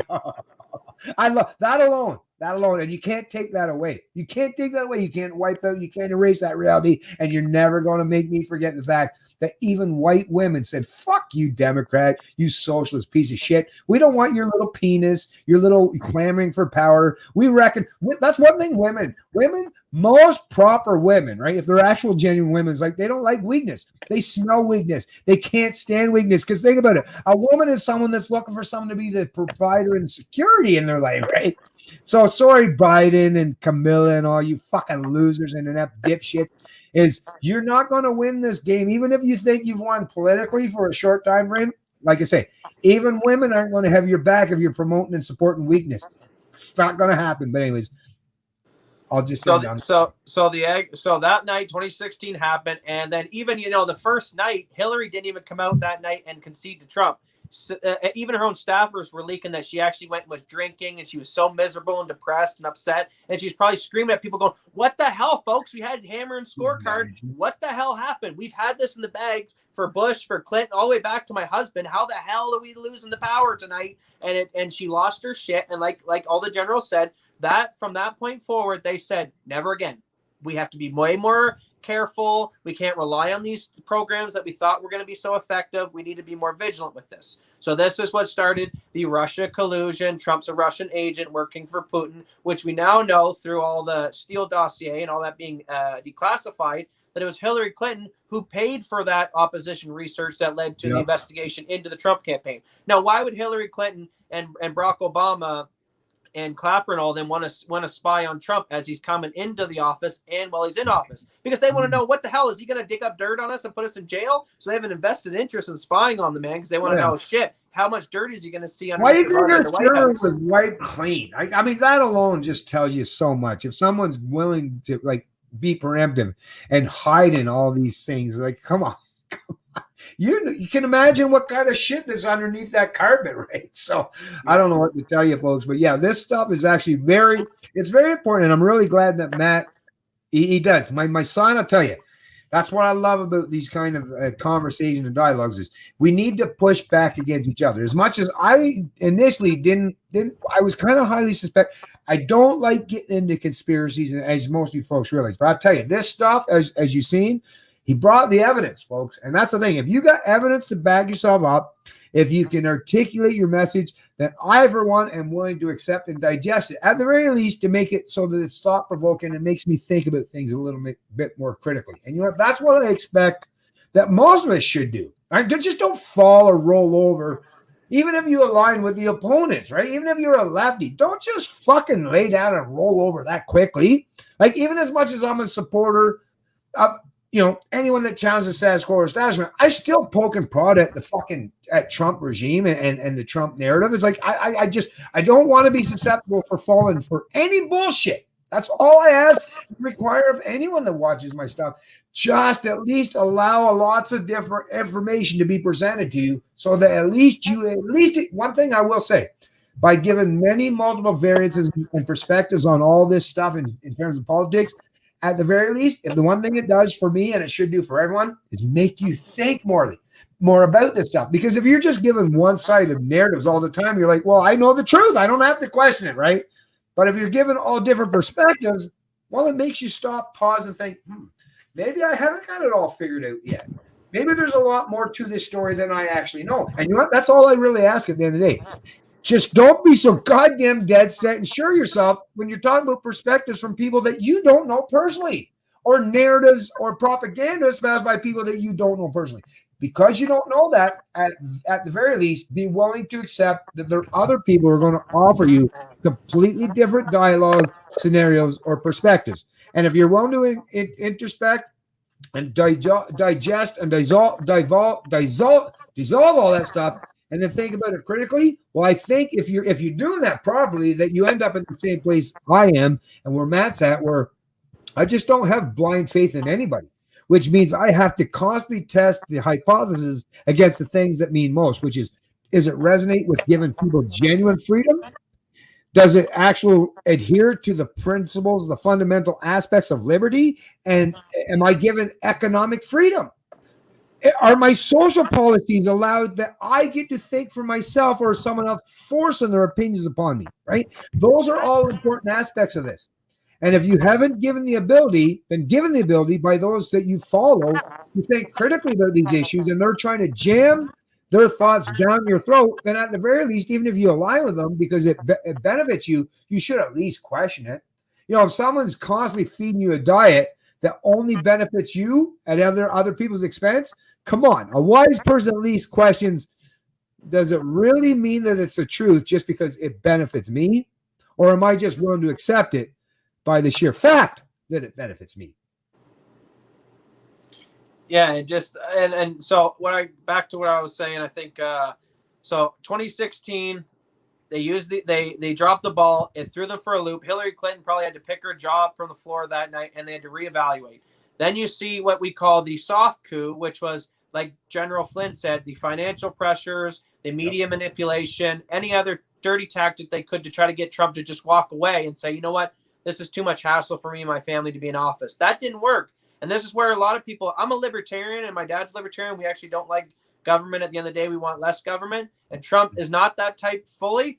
But this is where I, as a libertarian, can look at Trump as who's maybe a conservative Republican and say, man, for a guy to take that much shit through the media, that much attacks to his family, that much attacks through the, spying on him and all that, and to be able to still say, no, you know what, I'm going to stand in the White Office and do what's right for the people. I honor that greatly. And so here's what I think happened. Trump stays in now, and all the soft coup tactics are not working. And now Trump's economy is booming. He's doing good. And who's on path to be against him as the running mate? Joe Biden. So Trump's economy is booming. Joe Biden's his opponent that's going to be running against him. And the deep staters are like, there's no way. Joe Biden can't even fill a parking lot with a crowd of people to come to his rallies. So how are we going to do this? And this is where if you want to go conspiracy theory, I'm going to, like I said, put opinion here. It's funny. COVID worked out very well this year. It worked out really It worked out well for the billionaires who all consolidated their wealth by CBC and CNN's own admission. The billionaires all raised their wealth. It made China, who was the leaker, let's say, of this COVID. Well, they certainly benefited from destroying Taiwan and Hong Kong and all those type of resistance, especially Hong Kong. You don't hardly hear from it anymore in Hong Kong. They basically threw out all the Hong Kong people in government that they didn't like anymore and put in their own guys in place. So, and then all the protesting. And then this is why, with COVID, they could say, well, look, Joe Biden can't get a rally together because COVID, right? And then, this also was a reason for the mail-in vote. So yeah, this is where, if you want to say conspiracy theory, I'm putting my opinion out there. I think all roads say COVID was leaked out by this lab. It does, really. Anyone that's being honest, this does seem to be conducive. And I wouldn't even go as far as to say that someone set it up, but I will go as far as to suggest that opportunism definitely exists, folks. Even if you don't want to agree that someone set this up under the scenario of trick and convincing, even if you don't want to believe in a grand conspiracy, at the very least, you can acknowledge that, hello, this just happened to fall in the lap of central planners, authoritarians, or collectivists. I mean, I don't know what else I need to tell you and explain the fact that it seemed to have worked out. But at the other side of that, or the other side of that equation is, like I say, I think this is the one example where people might actually, this actually might ramp up more people to support libertarians, because once they've had enough big government, even the ones that are supporters and proponents of big government, trust me, you're going to get so much of a big dose of that big government that even you will get sick and tired of it. So I think at the end of the day, no matter how this pans out or who promotes or supports this stuff, liberty at the end of the day is the one that's going to win it, because people are going to be, no matter who we are, left, right, or anywhere in between, people are tired of being stifled, tired of being placed into boxes, tired of having their freedoms, both personal, social, and economic, placed on hold or completely denied outright. And eventually, like I say, the left, the right, Antifa, ANCAPs, there's so many people that are disenfranchised, and what it is it's a power grab. Everyone's looking to who's going to be the one that's going to pick up the mantle of power. But at the end of the day, like I say, if we're all going to sit down, if we all had a big grand table to sit down, right, I think at the end of the day, we would all finally have the discussions like, We got a ring here that's sitting in the middle of the table. You want the ring, I want the ring, you want the ring, you want the ring. We all want the ring, right? It's like, well, how are we going to decide this? How are we going to walk away from this table amicably? We're feeling like, okay, we have mutual respect here. Well, it's throw that fucking ring into the pit, right? And then nobody has that power. That's the only way that this probably unfolds, which means that liberty and the libertarian philosophy, the philosophy of liberty, it is the future, folks. Get on board now or just be recognized as someone that was a late adopter to what it is to understand what freedom is all about. Yeah, so I think that's what happened, and then this time around they were more prepared. They had the COVID happening, which gave them the opportunity for the first time in history to make arguments to count votes after the initial voting day, and it opened up the opportunity for all this massive mail-in votes, right? Which was ripe for fraud. I mean, just think about it, folks. It's people going to your mailbox and putting in a pamphlet for you to vote. Anyone could come along, grab that out of your mailbox. Anyone, people that maybe moved and it's a vagrant house and there's a pamphlet sitting in that mailbox. I mean, it's just a disaster. We know the fact that, someone could go around and mail a ballot harvest and collect a bunch of them for people and go put them in the boxes. And then again, there's these boxes just sitting around streets, supposedly full of where people can dump off, like someone could go in and tamper with that. So here's what I think happened. The algorithms and the COVID, and they ran it again. And they were hoping that they're going to be lucky in 2020. And once again, all these hidden people that were hidden Trump supporters, even more than they thought before. Man, the guy got, like you said, Obama got 65 million, and it was a record. Like, whoa, 65 million. Trump this year got 74, potentially even more if a lot of the frauding gets swapped over. So once again, you had people like 50 Cent, people that in the last couple months all of a sudden turned into Trump supporters because like, wow, look at his tax policy. And it threw all the algorithms off again, like Sidney Powell said. So this is why at 3:30, 4:30 at night, you see the first time in history, certain states go, we can't finish the vote tonight. Why? Why is it that Florida can count all day and night and give you a result? And then, these places like Georgia, Pennsylvania and stuff take days and days and days. So we now understand that now looking back on it, that was like, hold up, Trump's winning. We need to get into those key areas and we need to mess around, make some frauds and get some ballots in there for Biden. And this is why James O'Keefe and all these other people have busted, where they found ballots where literally there's no down ticket filled. It's literally just they fill out Biden and they fill out Biden. And there's like hundreds of thousands of these ballots where the only thing filled in the whole ballot is the black dot scratch for Biden. It's like the people didn't care about who was running in any of the under elections. They didn't care about who their mayor. They didn't care about the governors. They didn't care about any of that stuff. They just need to vote for Biden. And that screams to anyone that is someone who's an individual just wanting to quickly fill out ballots and they only have time to quickly write in Biden. And you got these USBs that went missing and, all these other mail-in ballots. And like the general said, scorecard and hammer is very hard and difficult to catch the fraud. The CIA developed it in a way that it's hard to track, and they covered their ass with that. So Trump understands that he's probably not going to figure out all of it, but all he needs to figure out is the ones that they rushed from 3 to 4 and the continuing in the early hours of the morning. If he can at least prove those ones that they needed to then, and those were desperations. They did that out of desperation. That's why they made so many mistakes, because they were, oh my God, it's 3 a.m. Get some truckloads here. And because of that rush and because of that, they made mistakes. And Trump knows that. And that's why he's narrowing in. If I can just get 10,000 to swing this state over, if I can just get 50, and he knows he can do that with the quick, sloppy job they did in the wee hours of the morning. Yeah. Well, the thing that comes down to me at the end of the day is whether you want to call it election fraud or just election gerrymandering or manipulating. The 80 million ballots that were sent out to people is not typically something that was done historically. And the only reason why they've given them an excuse is COVID. COVID gave them an excuse that we're just going to basically poke, prod, right? Because the election process at the end of the day is about people. I mean, in Canada is a perfect example. 2 elections ago, which was something that I was paying really meticulous to before the true liberals come to power, was at that time there was 24 million eligible voters. Out of that time, I think it was 35 million Canadians at that particular time. The adult voting age population, people who were eligible to vote, was 24 million. Out of that 24 million, 14 million showed up to vote, and it was all divvied up between the liberals, Democrats, and conservatives and all that bullshit. 10 million stayed home. Well, those 10 million that stay home, they're fence sitters for the reason. They're non-participants for the reason. The fact that you could send out arbitrarily in a situation that never usually happens historically, millions and millions and millions of ballots towards people that typically don't participate in the process. But if you make it so fucking convenient for them that they literally don't even have to move their fat, ugly, nasty fucking ass to do that, tells you that now you can say that that's legal, and this is what the Democrats are relying on. They're like, no, we didn't do anything illegal. We just sent out a bunch, like 80 million ballots to a bunch of lazy fucks that wouldn't move their ass 5 feet if it wasn't to grab a fucking Cheeto out of the fucking cushions of their couch, right?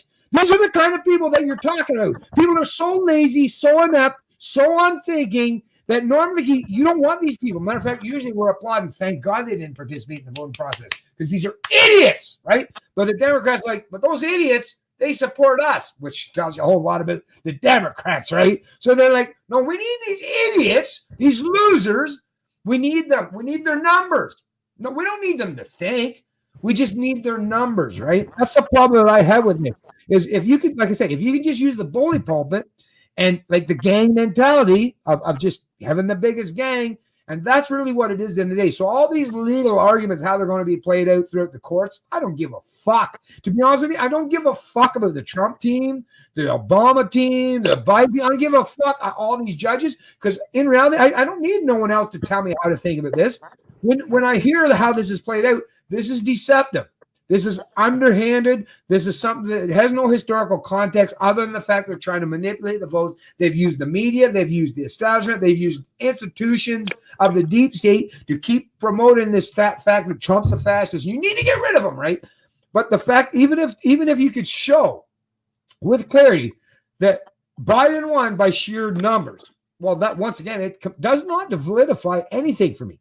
Because it was still manipulation. Still means you had to kneecap your opponent to win. And if you had to kneecap your opponent, use some sneaky, underhanded methodology to win against your opponent, it's not fair. I don't care how you look at it, even if you say, well, technically it's not illegal. All right. But it still shows that you're willing to go low as a means to gain power. And if you're willing to go that low to gain power, why the fuck should I trust you or align with you under this two pretense of, hey, let's just all be aligned and under unity now, like with fucking Biden. Like, can't we all just get along? Oh, you mean after you fucking took the sledgehammer to my kneecap and now you're saying, oh, we should all be friends now? Really? You just, I can see the fucking, I can see the shit hanging out of my knee. I can't even walk. And you're like, let's be buddies. It's like, come on. Well, the funny thing too about it is, I don't think they anticipated too, is that they scared everyone with COVID, but they didn't realize in doing that their voter base was the ones that were more likely to not go to the polls because they were scared of COVID. So the Trump supporters, they're willing to go out to the polls and vote in person. So the Biden people realize this. They're like, crap. We just spent a whole campaign of putting fear out there, saying that if you go outside, you're going to kill grandma. And now we got to vote. So this is why they needed the mail-in ballots. They needed the 80 million. They needed to send it to guy eating Cheetos on the couch because they know he wasn't going to go out there and he was too scared. And like you said, most of them were either too scared or didn't even care about politics. But COVID was the perfect storm. And why didn't COVID come in any other time, right? It came right. When the anti-establishment candidate got in office the one time and threw them all for a loop and took back the power from the people. And that's the precise time. Right? It's amazing. Like I've always wondered this stuff too. Why in the fuck do some things just work out to be so conducive, so time sensitive and beneficial for some people, whereas other people like myself, it's like always you're like a dime too late. Why does that happen? I have no fucking idea, man. I really don't. But that does to me. I believe the general. When a general with that many stars on his chest say, "Listen, we can secure Afghanistan." Go on a rant, Matt. I gotta go check the door once time. I gotta check the door one more time. So go on a rant because I can still hear you because I got my speaker turned loud. I want to see because I think there might have been something at the door. But anyways, go on a nice wicked rant, and I'll be right back. All right. Well, like I believe the general when he says, I had a brain fart there. When the general says that he believes that it was stolen that night, I'm going to believe him. Why? Because he's been in place. These generals have probably firsthand knowledge of using hammer and scorecard. And, these guys would know the best. And it, like I say this is a warning. trying to get the message out to the deep staters who want to go through with this, or the young Turks who want to promote, General Flynn's nothing but a conspiracy theorist. These generals, I tend to believe what they're saying. Now, you cannot believe it, that's fine, but they believe it in their hearts. So I've realized that when these generals believe this in their hearts and they're willing to fight and die for it, right? They're willing to go overseas and fight and die in Afghanistan. You think they're not willing to fight and die for their own country here at home where their family lives and their children go to school? So you're playing a dangerous game here.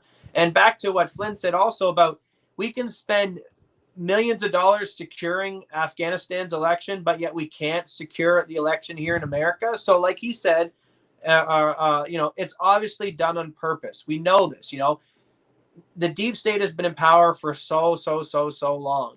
Hillary Clinton's husband, Bill Clinton, and then before him it was, the father Bush, and then after Clinton, it's been these certain families who have passed the power on amongst themselves for generations and generations. And Trump came in and ruined that, and they used all that power and influence to enrich themselves, right? And people need to realize, when you ask people, what would you do for $10,000? Some people have different variants, and we always like to say everyone has a number. Well, when you're dealing with positions of power, like the president of the United States, where you have control over trade deals, regulations, policies, tariffs that can influence trillions of the dollars in the global currency, you're damn right there's going to be a lot of people trying to influence your mindset, right? Because let's look at China, for example. If Trump all of a sudden says, I'm going to slap a 25% tariff on China, well, now that's a negative for China. So if China can spend, let's say, 1 or 2% of that potential tariff risk to try to buy off a lobbyist in Washington, and try to get Biden in power, let's say they say, go up to Biden and say, listen, we'll give you $2 billion if you don't slap any tariffs on us. That's a lot cheaper to pay for the $2 billion to buy Biden off than letting Trump win the election and then potentially being out millions or trillions and trillions of dollars through these tariffs. So people need to realize that there's a lot of money and power at stake, and you're damn right, when there's that much money and power at stake, people are willing to lie, cheat, blackmail, steal, murder, kill, everything you see in the movies, the James Bond stuff. Yeah, they're willing to do that type of stuff to make sure that they can control power. Gosh. And most of the general public, I want to empathize with them. Even my father right now, he was working a lot of long hours in his life, and it made him so he lose opportunity and time to really dig into all this research. Some of these things that I played were clips out of hearings that were maybe 3-4 hours long that I listened to. And I understand the general public can't sit down every day and consume 3 to 8, 10 hours worth of material to try to understand clandestine operations and how the military is running working the elections and all this type of stuff. Which is why trust matters so much, right? That's trust. The thing. Which is why I've spent so many years building up my trust and my my credentials to people, because I get it. I've been in that position, just like Matt's pointing out to you now. Listen, most of us, I would say the overwhelming majority of us in any population, we don't have the fucking ability. We're never afforded the opportunity, mostly, to take entire fucking, decades of our lives to spend just fucking digging into the nuance of propaganda and news media and all this bullshit that's fucking bantered around all the time. But for those of us that do, and we're willing to be honest and forthright and properly inform you, do you know what a fucking slap in the face it is when we've put all this work and effort in, only to be basically derided, insulted, and then for you folks, especially the masses, to accept what our hacks, what our opponents, the rhetoric they espouse, the insults that they fucking land-based us with. Do you know how fucking infuriating it is to have to constantly put up with the fact that I've been nothing but 100% honest with you people? Honest every time I've ever said anything, and sometimes at my own detriment. Look at my own fucking YouTube channel. I've caused my own harm by being 100% honest with people, that even right-wingers and left-wingers. Like, I won't coddle you. I won't give you I won't soothe you with bullshit lies. But that should never be a reason or excuse to ignore what I've got to say. The fact that I'm willing to tell you those cold, hard truths should actually give you the reason to raise my level and your appreciation for the fact that there's at least a few of us out there that are willing to tell you those cold, hard truths, even when you don't want to hear them. That's the part I think that bothers me the most, is people like myself, people like my son. We work very, very hard. And all we want at the end of the day is to give you some information to challenge your preconditions and your preconceptions of what the world is, how it actually functions around you. There's lots of things to challenge your narratives, right? All I expect in the day is at least give us the fucking time of the day, at least think critically about this stuff. And then at the very least, we will have some semblance where we're going to have a conversation. And this is one thing I want to say before I tie my own end of this up is, and I don't mean for the stream, but my particular rant right now is, when you see someone in the CBC interviewing someone like me, then you'll know genuine dialogue is taking place. But when you hear every fucking piece of shit hack in the media, when they're saying conspiracy theorists, alt-righters, far-righters, but they never talk to any of these people, and they never give them the ability to air their grievances or what they genuinely have to say on the other side of that accusation or that fucking conversation. If nobody's on the other side of that conversation, it's just a bunch of people fucking throwing rhetoric and hurling insults, and there's nobody there to defend themselves. At the very least, you should know that these people aren't being honest or genuine, because the proper way, if you want to have an audience to listen to truth, is give your opponents at least the fucking ability to defend themselves against your rhetoric. If you haven't given your opponents, which is why every video I've ever done, I always say, come on, if you disagree with me, if you think socialism, communism, collectivism, democracy, if you defend any of this shit, come on here and talk to me. And everyone I've ever brought on my channel, and I've got hundreds of videos on my Canadian Libertarian channel, you'll see that every fucking video, every person I've ever talked to, even people that originally disagreed with me, watch how it plays out every single time, without one exception, folks. Not one exception. Not because I've set it up that way, but because that's how reality actually unfolds. Is even people that think they're my opponents, once I've articulated what stance I take, very hard to stand against someone that actually says, I promote freedom. I promote free liberty. I respect you for being you. How it's very, like I say, people with liberty on their side, we have power beyond belief. But the reason why our opponents won't ever give us a voice is because they know how powerful truth can be. They don't want you to hear the truth. They don't even want to hear your truth being pushed back against them, because they know that's the minute their entire narrative destroys and folds over like a fucking deck of cards. That is the one thing, like I say, if you don't take anything more out of this stream, just know that when liberty exists is when you have proponents or opponents that espouse different ideologies or perspectives, when they're actually sitting down like real full-grown adults, men and women, having this conversation. Then you'll know that we might be somewhere close to gaining the point where we might be able to respect each other's perspectives and go about our merry way and allow genuine freedom and liberty to take place. But the minute you recognize that it's the proponents against liberty are unwilling to give us a voice on their platforms, on their stage, or at least the ability to defend ourselves while they're espousing this kind of rhetoric, then you know that we are the winners. It's just they're winning by numbers, but they're not winning by ideas. So anyways, that's enough of my banter and my rhetoric on that. But that shit really does drive me crazy, because they will never give us the ability to put forth their perspectives on their stage or on their platforms. Whereas me, I invite all my opponents to come on here anytime they see fit. Why? Because I'm completely comfortable in my position, in my stance. I'll give you an idea of how I approach some of the conversations with some of my friends. So let's say you get a friend who you try to float an idea in front of, maybe a news story, and they immediately give the propagandist response, or they give some kind of rebuttal. And here's a real life conversation of kind of what played out with me one time with a friend and how I like to talk to people.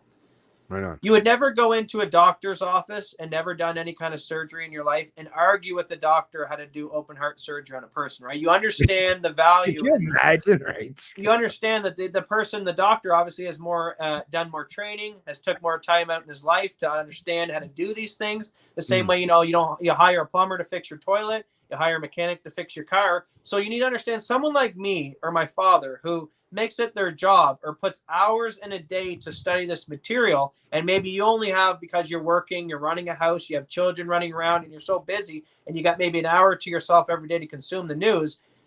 Understand that you look at people like us as people who are experts in the field, and don't just so quickly, you're racist, or blow us off with propaganda rebuttals, and hear us out, because maybe if someone's put 8 hours into the day studying news and you only put an hour, they might know more than you. So I am confident in myself and my abilities and my research, but in the same breath, I don't go and debate Elon about how to design a Tesla. So that's out of my area of expertise. So Right. here's a situation for you. I say something to a guy and he says, oh, well, I heard so-and-so is different, or I heard Trump is racist. And I'd say, well, I asked the person, well, how many days in the week do you watch news? No, not really. I'm not a political person. I hardly watch news. Okay. And I said back to them, well, I live and breathe it. I literally like hours and hours and hours and hours a day. So considering we're on a friendly basis here, can you at least give me the benefit of the doubt that I may know more on the subject than you?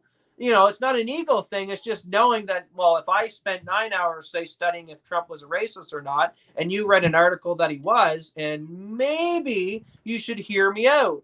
And if you get the people who still don't want to hear you out and you approach it from that aspect, then you understand you're dealing with people who just have so much of an ego they don't even care. You could tell them that 2 + 2 is 4, but because their ego says it's 5, they'll never admit that it's 4, even though deep down they might believe it.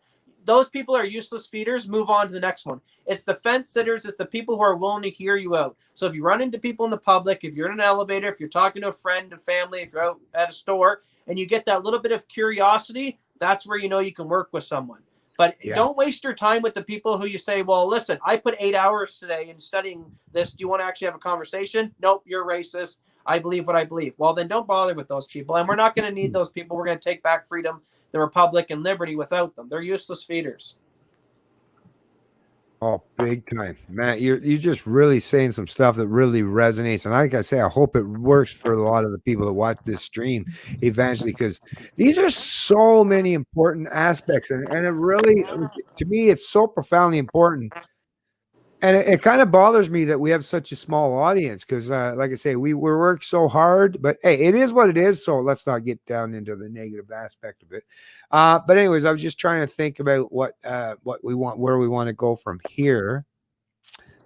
Is there anything else that you think that we should be talking about in terms of? So we get, and I totally see, especially after the evidence that you brought to light, in terms of the gerrymandering and all this bullshit in terms of the election. And like I say, I really hope so much, and not just for the American people and the American experiment, but for the rest of the fucking globe, man. I really hope that things play out, that liberty wins at the end of the day.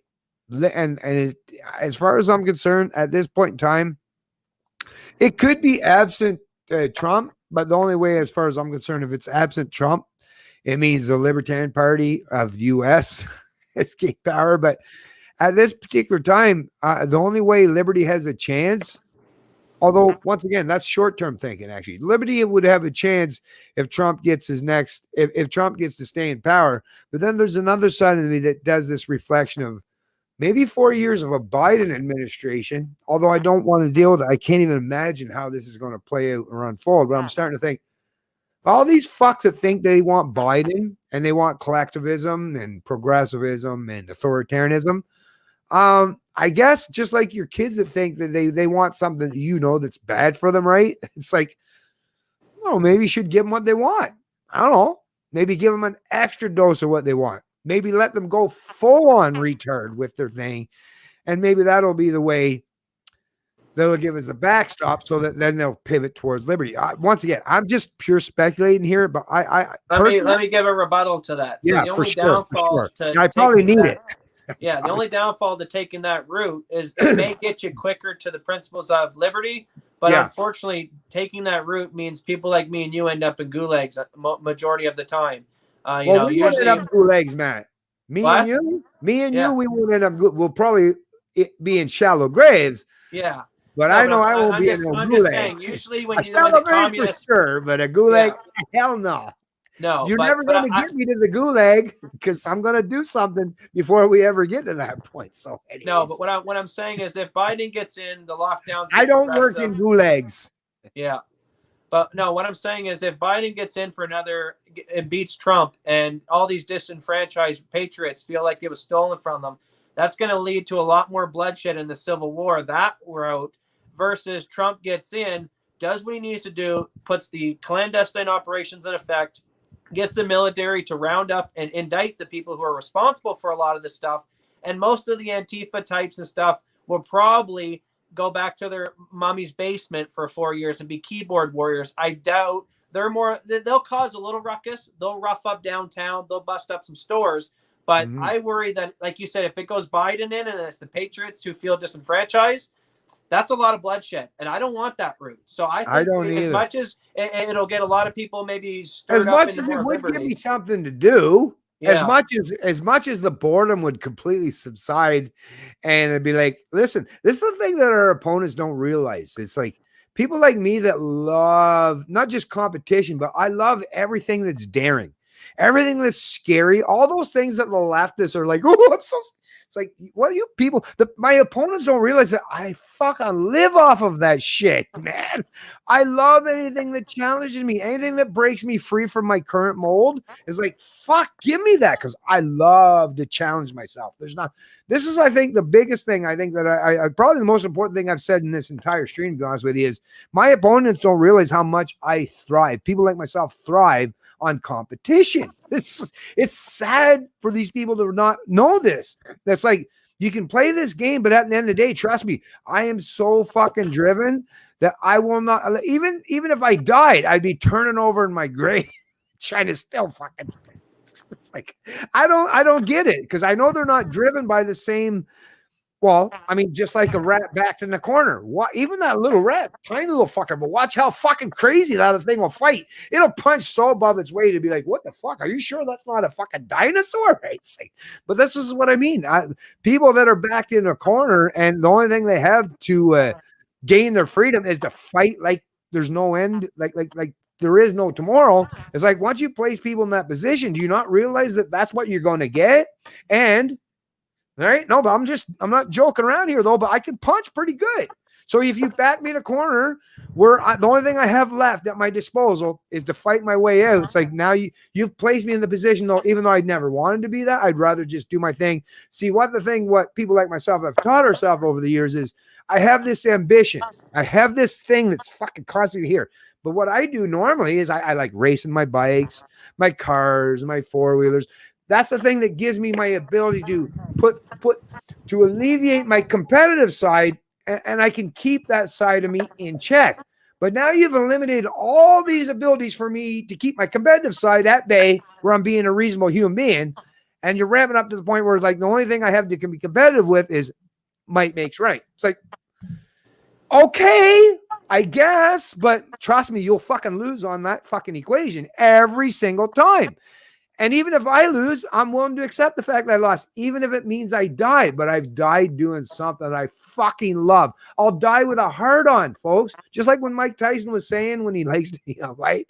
And it's like when someone fucks with me, and then it's like, it's the same with me. That's my mindset too. And I know some people get disturbed hearing this stuff, but if you fuck with me, I fucking love to fight a good fight. There's nothing I love more than fighting a good fight, especially when I know I'm on the side that I deem, at least in my mind, right? Whether you might disagree with me or not, in my mind, I'm on the right side, motherfucker. So you might, I know you fuckers think the same way, but like I say, you're 98 pounds, I'm 200.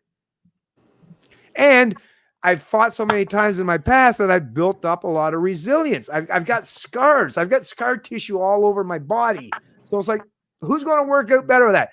Those of you fucks that spend your entire life in academia, right? Never got your hands dirty. Your fingernails are perfect, right? It's like, who's going to win? I don't know, like I say, but we're going to find out in the long run game. Like I say, this is all going to unfold, and these fuckers are going to realize just how detrimental, how stupid it was. And the reason why we make these videos is for the people that are following the dipshits.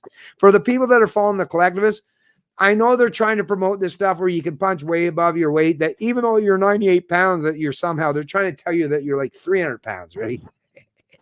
Well, you're really not.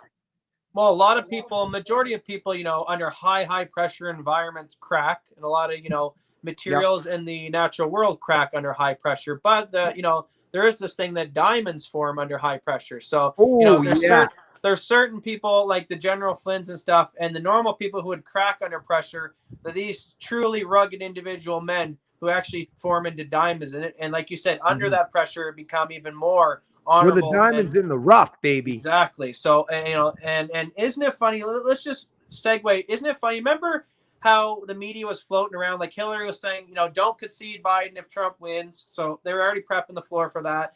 And then there was one anchor I remember who even said, because Trump kept saying red wave, red wave, red wave. And the media kept saying back at him, oh, don't worry, guys, there's going to be a red wave, but it's actually going to be a mirage. And then later on the night, the votes are like, they literally were telling you. This is what General Flynn's saying. When your enemy talks to you and your enemy tells you his plan, you better listen. So this is why Alex Jones is, me and my father, and, you know, people at the Gateway Pundit and all these other different reporters and journalists, we know what's happening because literally these deep staters, the Hillary Clintons, they tell you, they say, don't concede. The red wave is going to be a mirage. Don't worry. And you have all these other people who work for Hillary Clinton's stuff saying they basically admit that, oh, we had it all in. We're going to rig the thing. So it's so in your face now. And that's why I think there's no putting the genie back in the bottle. I don't think now that Trump's going to get in for another 4 years, which I think he is going to get in. And I think now what the first 4 years has taught him is there's a bunch of snakes and vipers in the pit around you, and you got to be very careful with who you keep around you, because that's Trump's biggest flaw. People will beat him up for he hired the John Boltons, he hired the Jeff Sessions, and he did. He hired all these deep state Republicans, these neocons that have been in office for so long. But I think that was Trump coming in saying, hey, guys, don't be too rough on me. I'll pander a little bit. I'll give you guys a few of your little neocons, and we can all make money. Just give a little bit back to the American people. And Trump didn't realize that he's dealing with the spawn of Satan in here. And he's like, whoa, I was just trying to come in here and make us all rich and allow a little crony capitalism. But shit, you guys, you're full-blown communists. You want to destroy American values. And it took him 4 years to realize this, thankfully. And this is why he's had to fire and hire so many people. And people say, oh, what a great businessman. He's always firing people. It's because he's trying. These people come to him in probably the interview room and say, Mr. Trump, we love America. America's the best thing in the world. We want to be your friend. And they hire him. And then behind closed doors, they're like, how can we destroy Trump? Do anything we got to do. So he's starting to figure out that, oh, my God, I can't trust people when they come in the office here and tell me these magical things. And then when they get in positions of power, they don't do it. So what I see now is Trump has realized all of this. And if he wins the re-election, he is definitely going to put his people in place to take the gloves off and go after these people and prosecute them. This is why it's a very dangerous time, because Hillary Clinton, John Brennan, and all these people who have been in power for all these generations, the Biden family, the Obama families, the Clintons, and when there's trillions of dollars on the line and all these foreign agents as well, China and all these adversaries, they know that it's either fight till they die or don't fight, and they're still going to go to jail anyway. So when you're, like my father said, when people are pushed in corners and they have nowhere else to go, people get dangerous and desperate in those positions. And both sides right now are in those positions.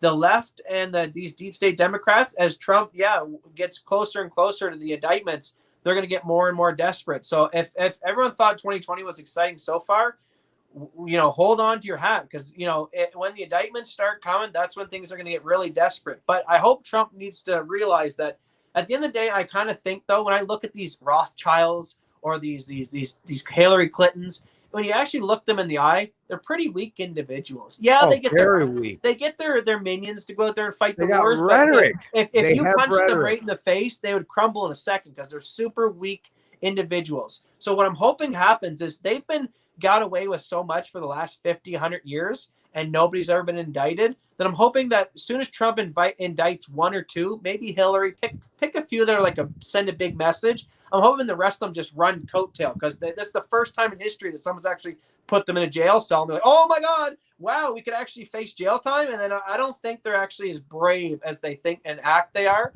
And, I think George Soros is tough. He thinks he's all that. He gets on there, I'm going to take down Trump and I'm going to send money to BLM. But the minute someone actually arrests that guy, and people need to realize that just arresting George Soros, this guy spends hundreds of millions of dollars every year to influence, promoting communism, promoting crony capitalism. So if you take just that one man out of the game and arrest him for all the crap he's done, that just took out hundreds of millions of dollars in funding that was going against, like my father said earlier on the stream, us content creators, we're scraping by to try and get $20-30 donations. And then here you got George Soros, who's like, here's 100 million, here's 100 million, here's 100 million, promote communism, take down America. So the left is very funded and they're very efficient. So if we can start taking down some of their big world leaders that fund a lot of these movements, we probably would gain a lot of value. And, you know, we might actually start winning the propaganda war because now they don't have so much money backing it. Yeah. Well, you know what kind of drives me crazy, irks me a lot, is our opponents constantly rely on the fact that they fully believe, and rightfully so, because we have shown that we're very principled people. So they think we're always going to forever, until like the fist is literally just within an inch of our face, that we're going to keep ourselves holstered our defense. Just like me, I got a fist to punch back. They think that they're just going to be able to keep us at bay and that we're never going to swing back. It's what they don't realize is, like, at some point in time, the threat becomes so imminent that I'm not going to wait.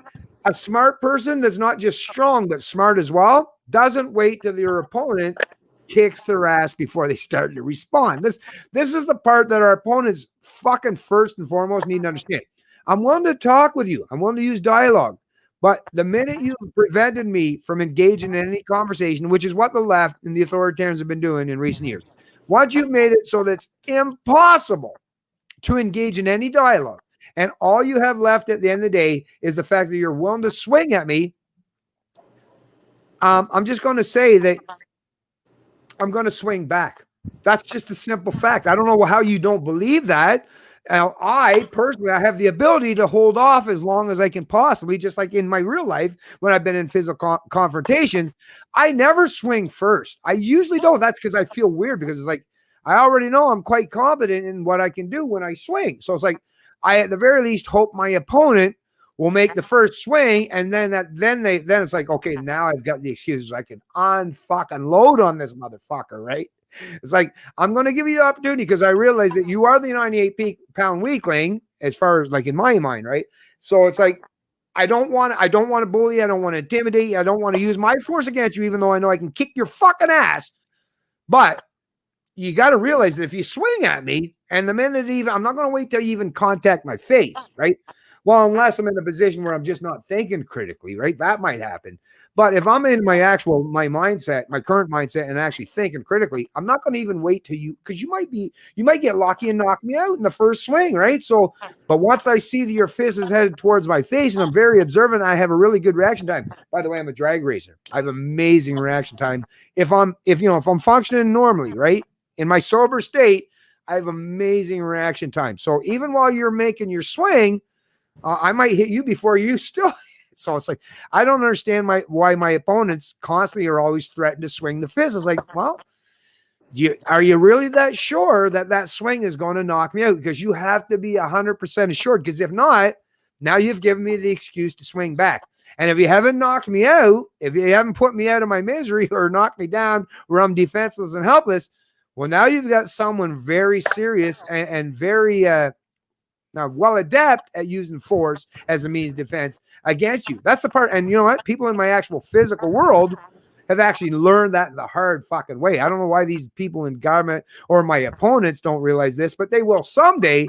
Is I'm not going to allow you to just bully, gang up, and kick my ass just for the sake of I'm not that Christian, right? I'm not going to turn the other cheek. Sorry, I'm not that Christian. As much as I have a lot of respect for Christianity and the teachings of the Bible, I'm just not that Christian. If you keep swinging at me and keep threatening me with force, well, retaliation is what you have on offer. And like I say, it's all defensive. And the reason why I feel comfortable saying this is because even under a legal defense, that's completely allowable. Even under free speech laws, even under Canada's restrictive speech laws, I'm still allowed to say that I'll defend myself against people who are threatening me with violence. So there's nothing you can say. There's nothing you can do. YouTube can't even pull down my channel for saying I'll defend myself against people who are threatening me with force, right? That's why I've been able to function all these years, folks. I can function and say what most people say, but they say it stupidly. I articulate in a manner that nobody's going to shut me down. Nobody's going to silence me, but they're going to get the same message, which is that I'm going to be able to use force against you if you bring force towards me preemptively or initially. So I don't know. Like I say, what else do I get to say after that? Yeah, and I would just like to remind the deep staters, the Brennans and the Clappers and the all these idiots who think they're going to be able to pull this big fraud off and win. Do you really think General Michael Flynn and this other general in Pennsylvania and the other retired Army generals, do you really think they're going to get into a shooting match with local law enforcement? Are you kidding me? Come on. If stuff hits the fan, folks, General Michael Flynn's got a list, and I guarantee Hillary Clinton and the top of the deep state are on it. We know now, unlike before, who the puppet masters are. I am not going to go and worry. If I'm playing a chess match, I'm not worrying about the pawns because I can take the whole game by taking down the king, right? And we understand this. We're not going to the police right now, even here looking at the Adams barbecue, and that's just in Ontario here. And I'm not going to go down there, and we're not going to go getting into fisticuffs with the local Toronto police. Our issue is with the mayors, the politicians at the top, and these people who are putting the order followers down because. Do I agree with what the police are doing? But they're being threatened the same way. They're saying either go home and don't get paid, go on CERB, or enforce the orders. And, as much as the police are assholes and they shouldn't enforce the orders, Michael Flynn, General Flynn, and all of us patriots, we know the police are just the pawns. They are not the ones that we have the major issues with. They're not. That's the thing with order followers. They'll follow the orders of whoever's in charge, right? So even the lefties be like, I'm so glad they're following our orders. Well, you take over the king, and now all the pawns are your pawns. They'll follow their orders instead. So yeah, you really shouldn't respect order followers because, like I say, they'll just follow anyone's orders. You dipshits. Yeah. So that's why, I do this message, and I try to. I'm actually pleading to the deep state and Hillary Clinton. Hillary, please don't make us do it. If you really want to push it this way, if this is where they want to push the American election, they want to throw in Biden and disenfranchise 50-some% of the country and pull this big fraud off that all these generals and these patriots know about. It's not. I mean, like I said earlier, I think there'll be more bloodshed that way, and the bloodshed, unfortunately, is going to be a lot of these deep staters because General Flynn and these people aren't going to go easy on them once they've pushed it this far, and. So this is why I see the tides have changed. And that's what a lot of these people are saying. And that's why I said in the last video, I feel now finally that from 2001 until now, it's kind of been stagnant. We've been trying to promote principles and ideas. And finally now I feel the public's understood the principles, understood the ideas. 4 years of Trump pushing America's values first. This is why America's the best country on the planet because of our ideas and principles and getting that pounded into the American population's head again of why they're respected around the globe. If that's what the man accomplished in 4 years, give him 4 more years unfettered. And what do we always learn about presidencies? Usually the first 4 years, they're kind of getting their feel. But Obama, the most damaging that all presidents are, it's usually in their last 4 years and usually even in their last couple months because they know. No, actually, it's usually the first 2 years of their second term because then usually on the second part, once you've gone through the 2-year time frame where you're picking senators or congressmen, right, that's what they usually consider the lame duck period. But actually, no, it's the first couple of years of your second term when you know that this is your last term and you have the biggest. You have nothing to lose. Exactly. Yep. See, Trump, here's the biggest flaw, I think. Trump wanted to get reelected, so it made him toe the line where he wasn't as radical in the media as he maybe felt personally because he didn't want to he knew it was going to be a close election anyway, so he kind of wanted to make sure that he didn't say anything out there that would maybe make a bunch of Trump supporters hate him. The same way, look, just a few things that Fox News did wrong, and then overnight they lose all their followers. So it's not that hard to piss the Patriots off. So Trump kind of balanced on the teeter there, and he for the first 4 years, he pandered to a lot of people. But yeah, like my father said, in the remaining 4 years, when he knows no matter what he is leaving in 2024, that's when the gloves really come off for presidents because they know, well, here's my time to get as much things as I can get done because I'm heading out the door. And I think that's where we'll really see Trump come into himself and the Patriots really take back the country. And then if you get 8 years of patriotism and promoting liberty and taking down the communism worldwide, I don't know how you put the genie back in the bottle then to go after 8 years of enthusiasm of patriotism to now flip it back to let's go back to communism and socialism. I don't know how they're going to do that, but yeah. Well, in the meantime, while you're talking, I'm just promoting our Liberty Hunter podcast channel because I got to say, folks, this is a channel now. We're still quite early on, and we've only got 112 subscribers so far. But I got to tell you, this is a channel that you're definitely going to want to subscribe to because going forward, it's something that's going to have a profound effect and ability to challenge the status quo in a way that's, like I say, and it's not just me. It's not just me talking to the cop. It's also my son. And trust me, at some point in time, we're going to get into even dealing with interviewing other people and having large, expanded discussions with multitudes of people.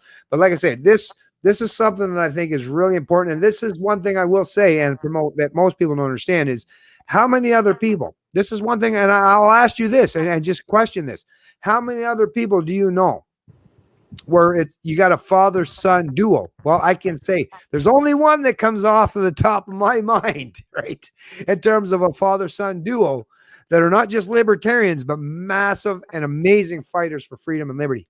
And that's Rand and Ron Paul. And God love those two souls that have been doing their best and standing up for freedom and liberty in that country. And you know what? Me and my son Matthew are picking up that mantle, and we're doing that in this country, this place we call the Great White North in Canada, right? We've lacked this. That's one thing Canada has lacked.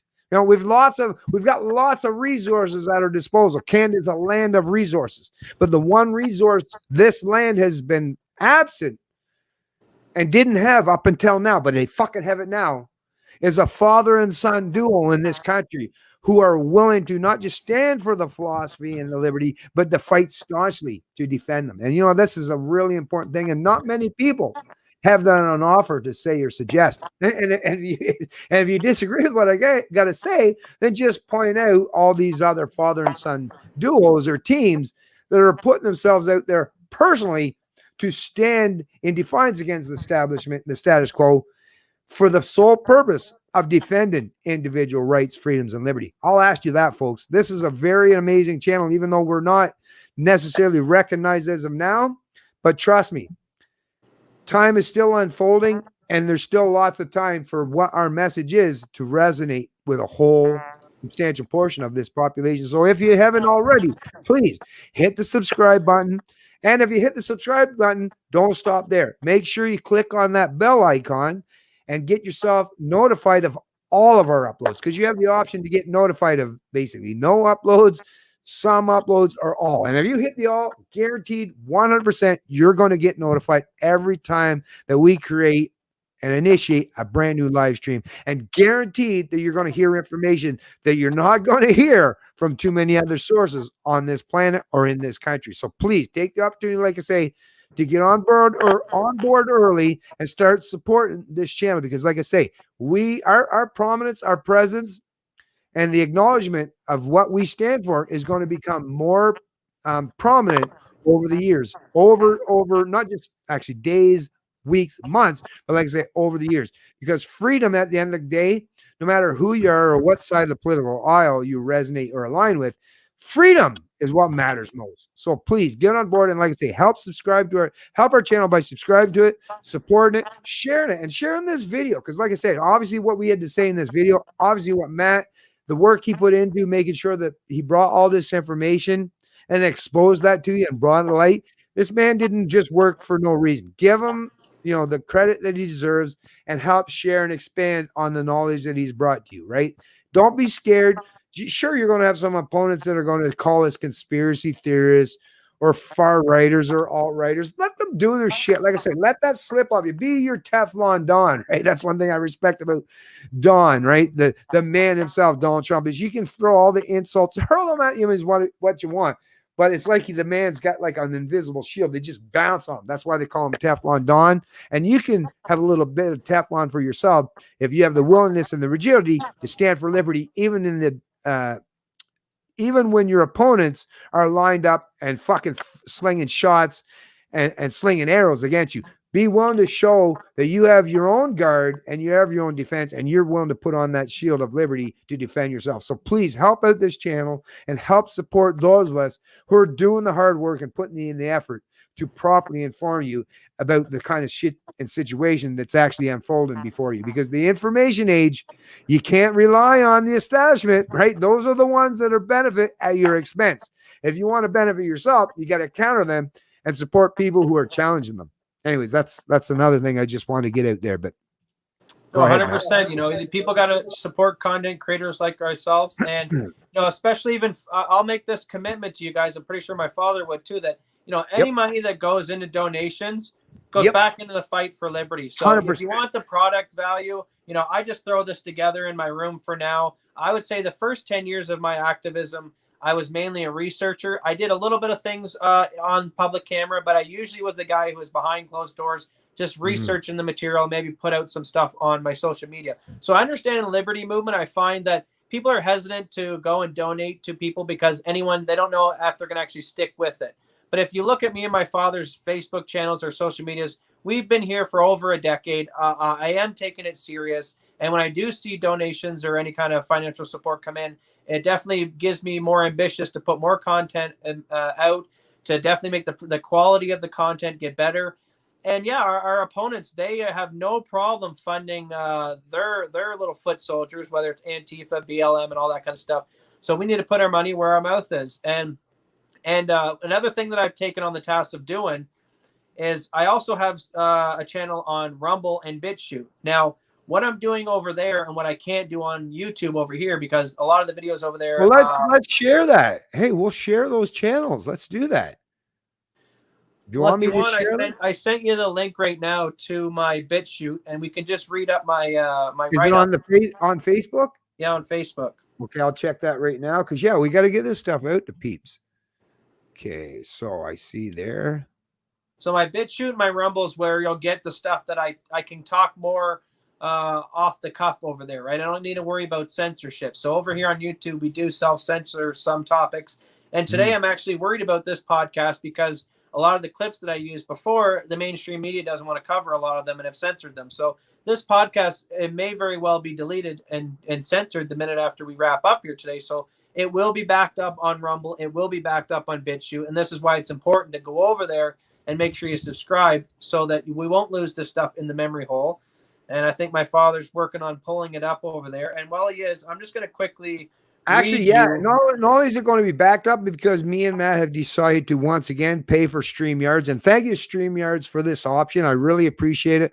I wish that you would get and garner a much larger participation on your platform so you could reduce the price, because I'm sure you folks are capitalists that would love to offer this product and this service at an even greater price point, especially for us Canadians who desperately need it. And like I say, I really appreciate of you folks that have created this venue and this opportunity for us.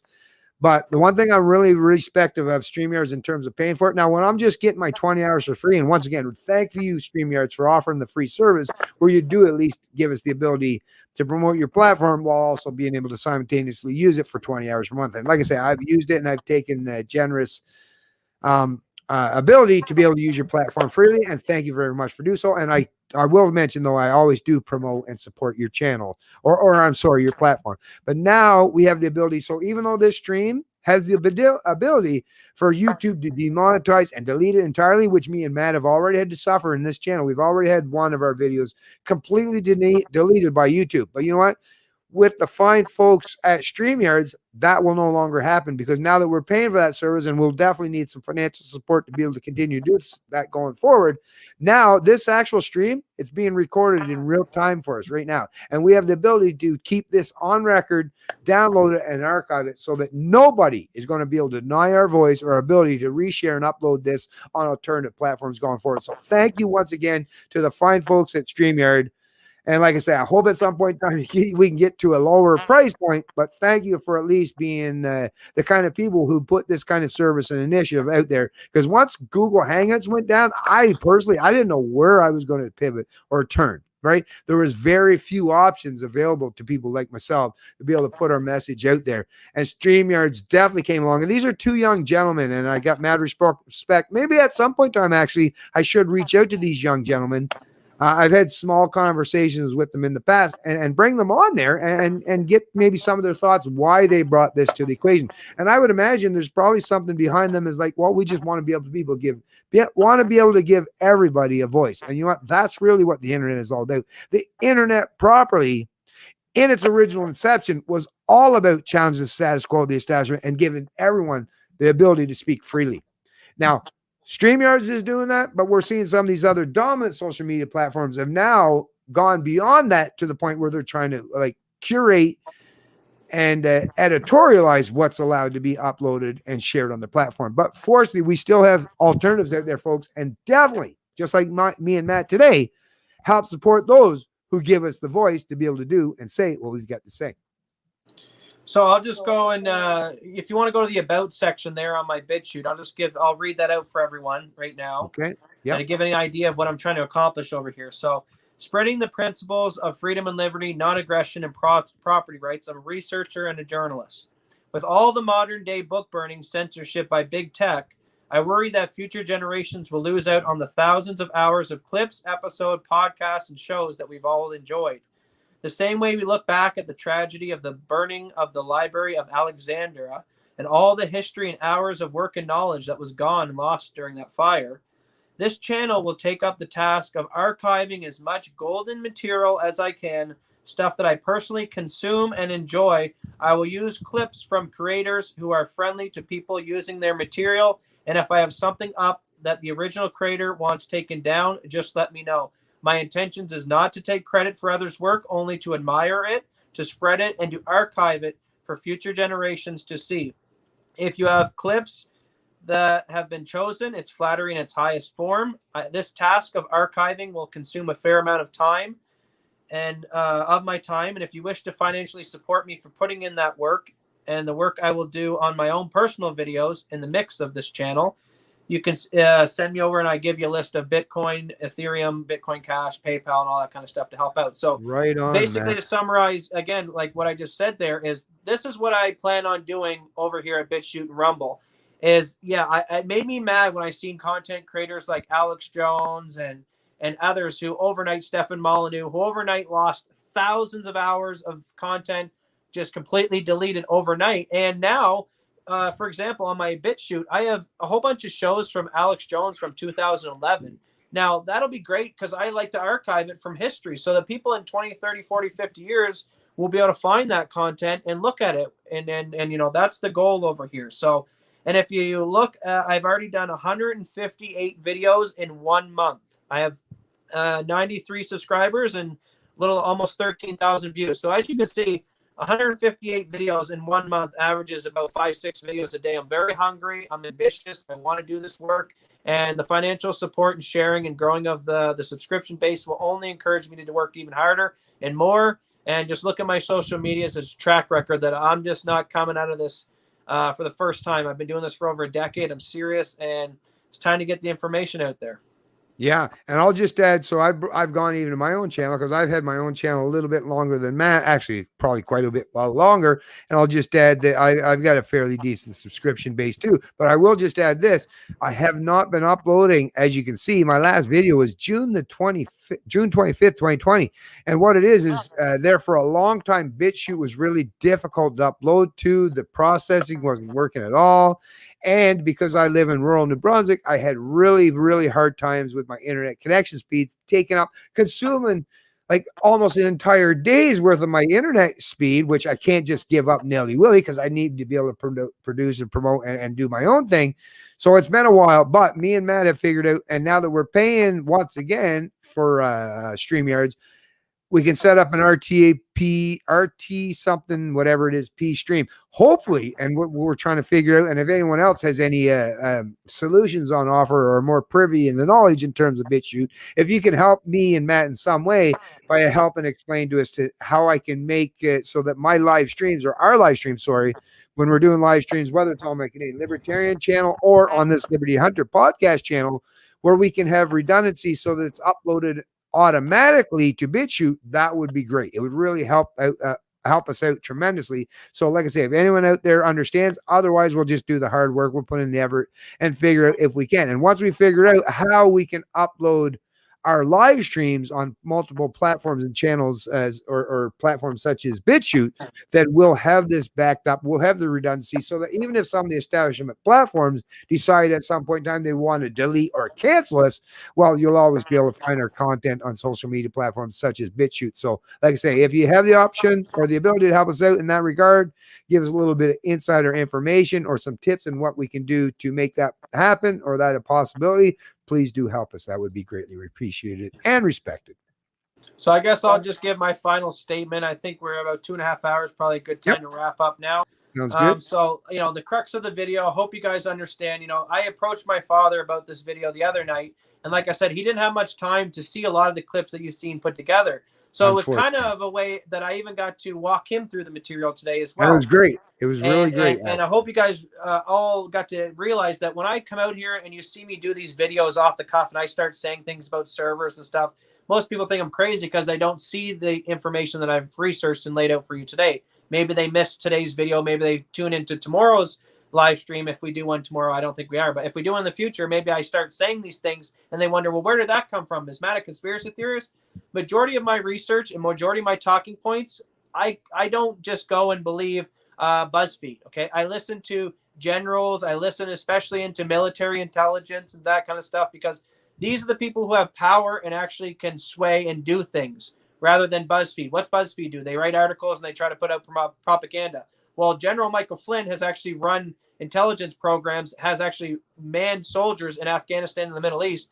He probably knows more about intelligence and how everything's working with the election than BuzzFeed, who has never probably done anything other than just research and put out articles. So, when I put out these talking points, know that it's very well researched, it's very well vetted, and for the most part, and it could be propaganda. I'm not naive to think that governments don't use military to put out propaganda, of course. But you need to be able to weed through, is it propaganda from the good guys or the bad guys? And that's where you need to use common sense to research and understand, did what these generals say today make sense? To me, it made sense. And we laid out, how fluky it was that COVID came along and how fluky it was that all these things worked perfectly to set up an environment where we are today, where COVID just screwed the election and all the mail-in ballot stuff. So, I like to say, when stuff like that happens, look to who benefited the most and who had the highest motive. And, even CBC posts their own article saying that, wow, it's crazy. All the billionaires during the pandemic, all of their net worth seemed to all rise up, but all the small businesses got crushed. Maybe, I'm just saying maybe it was done on purpose. Maybe it was a consolidation of wealth. And, you should be able to have these conversations and float them around. And that's what this channel will all be about. And we won't censor anything over here. And I'm the type of person that I realize that this video very well today could be taken down. But what I like to do is the whack-a-mole approach. And that's why I call myself a digital soldier. So if they take down one of my channels, now that we have BitChute and these other programs like StreamYards backing up and saving all this archive, it takes 2 seconds to make a Gmail account, to make another YouTube channel, and to overnight, just with my high-speed internet, boom, upload my entire channel again. So this is what I've learned that Alex Jones and all the other digital soldiers like Michael Flynn have said, that as much as we want to run off of these social medias, these big tech companies, and go back into Rumble, BitChute, and all these other ones, we also need to realize that we can't give up these platforms. They do hold a vast majority of the base on them. They do have billions of users, unlike these smaller content creators. And most people on Rumble or BitChute are probably on Rumble or BitChute because they're libertarians or free thinkers. So we're kind of in an echo chamber over there. Yeah, I understand that. And that's why I realized that we can't give up the fight on the YouTube and Twitter front. So the content creators out there like Luke Rudowski and Tim Pool, who like to skate the line just to be able to stay on the platform, I totally get what they're doing. Yep. But also, guys, use some military tactics on the side front. Make some fake sock puppet accounts like the Russian troll bot farms did, right? And just start putting out information on these burner accounts. And if they take it down, so what? Make another one. And that's what we need to do. Every time they, like, for example, the Mike Tyson and John Jones fight the other night. Now, they tried to take it off YouTube, but there was constantly so many streams popping up all the time that people were watching the fight for free because, people were willing to stream it off their phones and willing to take the risk of the content being taken down. But at least during that period, you got to see it. So people need to take the same approach to activism. So if they take down your Twitter account, that's fine. Make another fake profile and still continue to get the information out. Because if we concede, if we all go to Rumble, we all go to BitChute, none of the information gets to these fence sitters over on these platforms. So be a digital soldier, strap up. Yeah, it's understandable not to risk your big channels, but that doesn't mean you can't use VPNs and other technologies and sock puppet accounts to get out the information on these platforms. Yeah. These dominant social media platforms such as YouTube, Twitter, and Facebook, they are the proverbial town square in terms of online, folks. So yeah, I mean, that's the thing. Think about it. Just run this perspective in your mind. You might be able to find some corner off somewhere where your fellow like-minded people will congregate to and listen to what you got to say. But once again, you're only preaching to the choir. You're only creating an echo chamber. The reason why I choose to be dominant on these social media platforms and why I even try to adhere to their fucking restrictive, very cumbersome rules. And people were like, trust me, it's not because I'm just one of those people that are just willing to bow down to them. Hell fucking no. As you know, I challenge them on a regular and continuing basis. Matter of fact, I piss them off probably on a bit. But what it is when they're going through their little fucking scripts and their details in terms of their terms of service, they're like, shit, the guy's still adhering to our rules. We can't shut him down. We can't silence him. We can't cancel him. That's a good thing, folks. That means I get to stand in the middle of the fucking town square. And even though right now, currently, only a few people have gathered around listening to me, I still have the bullhorn. And trust me, if I still have that bullhorn and my voice keeps resonating with more and more people, well, that town square, like I say, gives me access to a multitude and millions of people. And actually on the global stage, billions of people. Facebook, YouTube, we have access to billions of people in the day. So no, I'm never going to do anything. Of course, I'm going to keep redundancy. Of course, I respect and I have a tremendous amount of appreciation for the fine folks at Minds, Gabs, ThinkSpot, Locals, all these other amazing or Telegram, or there's like I say, we have a plethora of alternative options out there just in case the time ever comes where we are genuinely completely rejected and no longer allowed to speak in the town square. We'll have that place where we can congregate to. But currently, until someone has completely fucking put the duct tape over my mouth, shut me down, or pinning me to the ground and choking me out, I'm going to continue to speak out on any platform that's allowed or allowing me to do so. And that's why I still want to be a dominant voice on some of these social media platforms. And I haven't given up completely on YouTube as of yet, and neither has Matt. So just please do what you can to support us. Keep us out here fighting the good fight, especially on these main platforms, on the big stage and on the town square, because really that's where we got to do. That's where we got to be if we want our voice to finally resonate with enough of the population, where we have the rigidity, resilience, and enough people on our side to defend properly against the authoritarians among us. That's what needs to take place, and we really need you to support us on all the platforms. Don't just look for the echo chamber on alternative platforms, because once again, that's not what we're at. We're all about, like, I want to challenge my opponent. And if my opponent's not on the alternative platforms, like I say, as much as I love and have mad appreciation and respect for all you people who agree with me, you're not the only people I want to engage in dialogue. The people I really genuinely want to engage in dialogue with are predominantly my opponents, or at least fence sitters, right? And that it usually happens on these big dominant players or platforms, folks. I'm sorry, that's not a reality. I didn't create that situation, but it is the reality.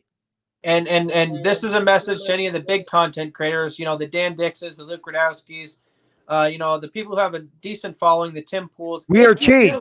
We are changed. Yeah. All these guys that I all love and follow a lot of their work. If you do stumble across me and my father, some smaller content creators that you listen to their podcast, like, wow, these guys are putting in a different perspective that, I haven't heard, and you enjoyed the content, have us on your shows, because we know that that's the best way.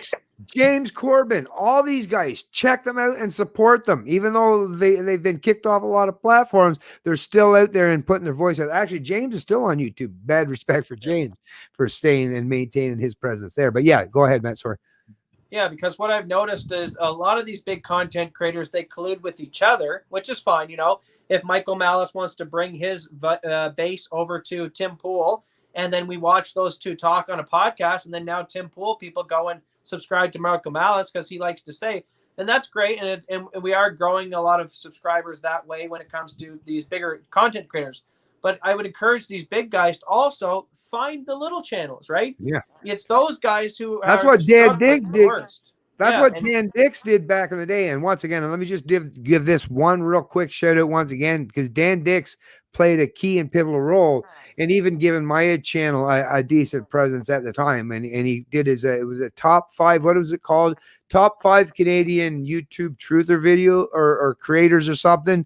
And I was actually pleasantly surprised because I always followed Dan Dix and I listened to his stuff. And when I was watching, I was like, oh, who are these great people? Of course, I wasn't ever thinking it was going to be me, but he went through 5, 4, 3, 2, and some great people. And once again, I gave Rika, the volunteers, another one was, I believe, was one of the ones that he attributed to, and a few other great Canadians. But it turned out that I was number 1 on his list. So mad respect for Dan Dix for doing that. Because once again, that's really what's important at the end of the day. It's not just about self-promotion. You know, of course, we got to take care of self first and foremost. But at the same time, let's help respect and promote those other people, which is what I've been doing for many years. I promoted a plethora and a multitude of channels that actually, even at my own detriment, have gained actually even more advantage and maybe even more subscribers than my own channel. And no, I'm not resentful or envious of that. I'm very appreciative of the fact that I helped promote, these people that are advocates of liberty. And, if you want to get your information from someone else, maybe you have a